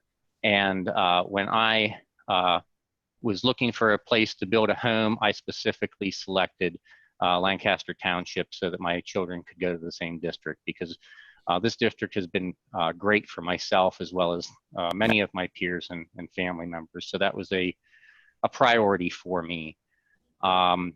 In looking at the survey that came out at the end of June, I was one of the 77% that exclusively stated that I wanted to send my children back to a 5-day school program. My children struggled greatly, and I've talked to a couple administrators, some of which on this call today, about this with our remote learning in the spring. The online pre-recorded lessons and so forth, excuse me, I'm drawing a blank on it. Ingenuity, I think it's called. Ingenuity. Ingenuity, sorry about that. And then Compass for the younger students. My oldest really struggled as a 6th grader with that. He got behind and it was really tough for him. So he really wants to go back to school. So does many of his friends. So does some of my nieces and others really want to go back to school. They miss their friends. That was really a big psychological impact to our children and many children this spring of being isolated, not seeing their friends, not having that interaction. It was really, really tough on them. So we have full intentions of sending our kids back to school. And then the Secretary of Health issued her, Secretary of Health issued an order at the beginning of July with extensive more restrictions. Without going into too much detail, that's not something that we have been able to fully utilize because of some of the reasons that you can't. That has been very difficult for our children that can't. They have been ridiculed in public. And it's been very difficult for our family. So we want to send our children to school, but because of these recent orders and the restrictions being put in place and what the Department of Education has put forth and the school district is very adamant about, we do not believe that we can send our children to the 5-day program this year. So we, as many other parents, have started to look at other options. We looked at charter schools, cyber charter schools, and others. And my family in particular came back to the SV's Academy of Choice as making the most sense for us with the idea that we want to have our children in school. So we're going to be looking at that program so that if 6 months from now, 5 months from now, 2 months from now, the restrictions are reduced, we can send our children back to school and make an easy transition, because we feel that the education program this district has is best for them, and we want that to be consistent. But we're going to have to go with the Academy of Choice now. The problem with sending our children to school is that because of them not being able to fully follow all of the recommended regulations that have been imposed, and they are for good reason, they would literally, if they went to school, be segregated. In talking to an administrator, I confirmed that they would be isolated from other children. They would not be allowed within 6 feet. They would be behind partitions. That would be a psychological nightmare for my children. There was a talk about diversity earlier in this meeting. And I wouldn't want my children to be segregated in the school district because of them not being able to follow that recommendation. So we are faced with the unsettling reality that we're going to have to go with a cyber program. And to that end, I want to applaud the principal for the Academy of Choice and what she's been working on. She's been working very hard. I spoke with her at length about what is going on. And she has assured me that things are going to be different than it has been in the spring. We still have concerns. I am a proponent of getting live education, live interactive training, especially for my oldest child. It's going to be very important for him. I applaud the effort of getting a couple sessions a day set up for them to get on and do that. But I really think we need to get, I don't know if it would be a live stream, but a Teams meeting with a set classroom of common students on a daily basis is somewhere we really need to get to for them to be able to progress. And with that, I support the administration to do everything they can to give the Academy of Choice the resources they need. If that's additional teachers, if that's additional resources of any kind, please give them what they need to give our kids the ability that they can to stay on track with the education program and be able to move back into the district when that time comes. I would really appreciate that in the decision you make. And to Mr. Widdowson's comments earlier, we cannot wait to get our kids back into the social needs that they have with their friends and their society. We can take efforts to keep ourselves safe. And I agree, this cannot be a political decision. It cannot be a political effort. We need to go with the data. We need to go with what precautions we need to make. I mean, we're not afraid of the virus per se, but we take precautions. We do logical things. Our parents take precautions that they need to take, but we want to send our kids to school, and many people have that. Unfortunately, we're not going to be able to do that in this case, but for those that are going to send their students, they need it.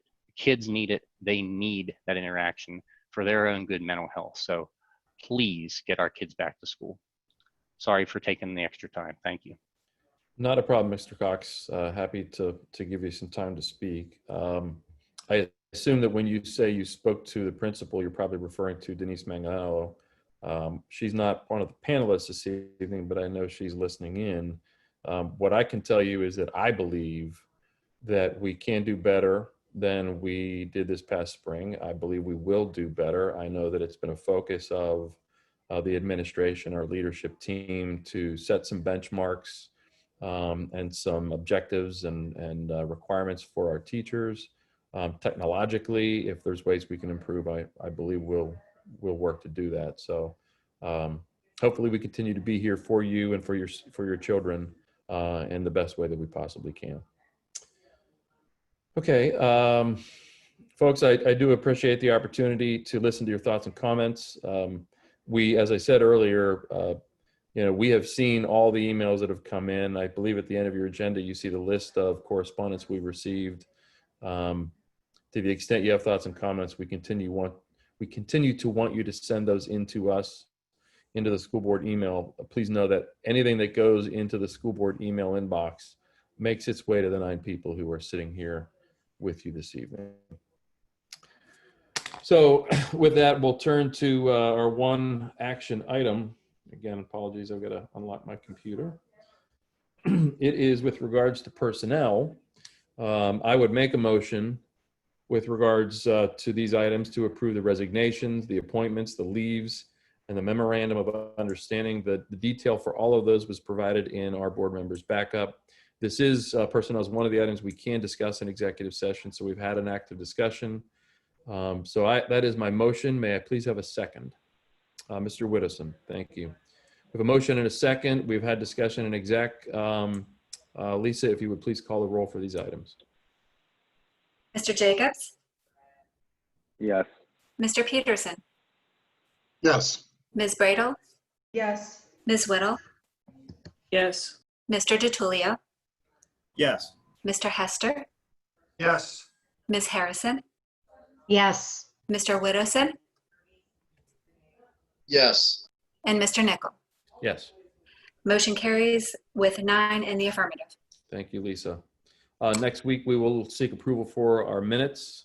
They are detailed in your backup. They are for the work session on June 1st of this year, the regular meeting on June 9th of this year, and our special meetings on both June 25th and July 20th of this year. We'll also seek approval for the treasurer's reports. They are detailed in your backup provided by Ms. Bertner. To the extent you have questions, if you haven't already, please reach out. To approve our general fund bills, that detail also in your backup. 2019-20, the grand total of those is $1,152,066.02. And 2020-21, that grand total is $2,300,375.82. And our construction fund bills, that detail as well on your backup, and a grand total of $2,345,793.36. I don't see anything under administration action for this evening, so we'll move past Mr. DiTullio. Under instruction action items, Ms. Harrison, if you would review for us items A and B. You're still on mute, Ms. Harrison.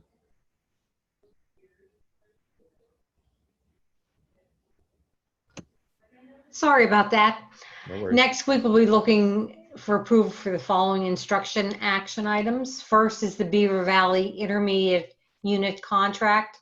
Approve the contract for special education programs and services with the Beaver Valley Intermediate Unit for the 2020-21 school year as provided in the backup. And the second item is emergency resolution for continuity of instruction during COVID. Approve COVID emergency instruction resolution 520.1 is provided in the backup. Thank you, Ms. Harrison. Does anyone have any thoughts or comments on either of these items this evening? Okay, thank you. I think, I'm not sure if it's a typo, our business and finance action items, Mr. Jacobs, I believe you're the chair of our business and finance committee. So rather than Ms. Bradel, if you would just walk us briefly through items A and B in that column. Happy to do so. Next week, we'll seek action for 2 items. The first is ECS Mid-Atlantic LLC, authorize award of special inspections and testing services for the new K-6 elementary school at Erman Road to ECS Mid-Atlantic LLC of Wexford, PA. That agreement is in the backup.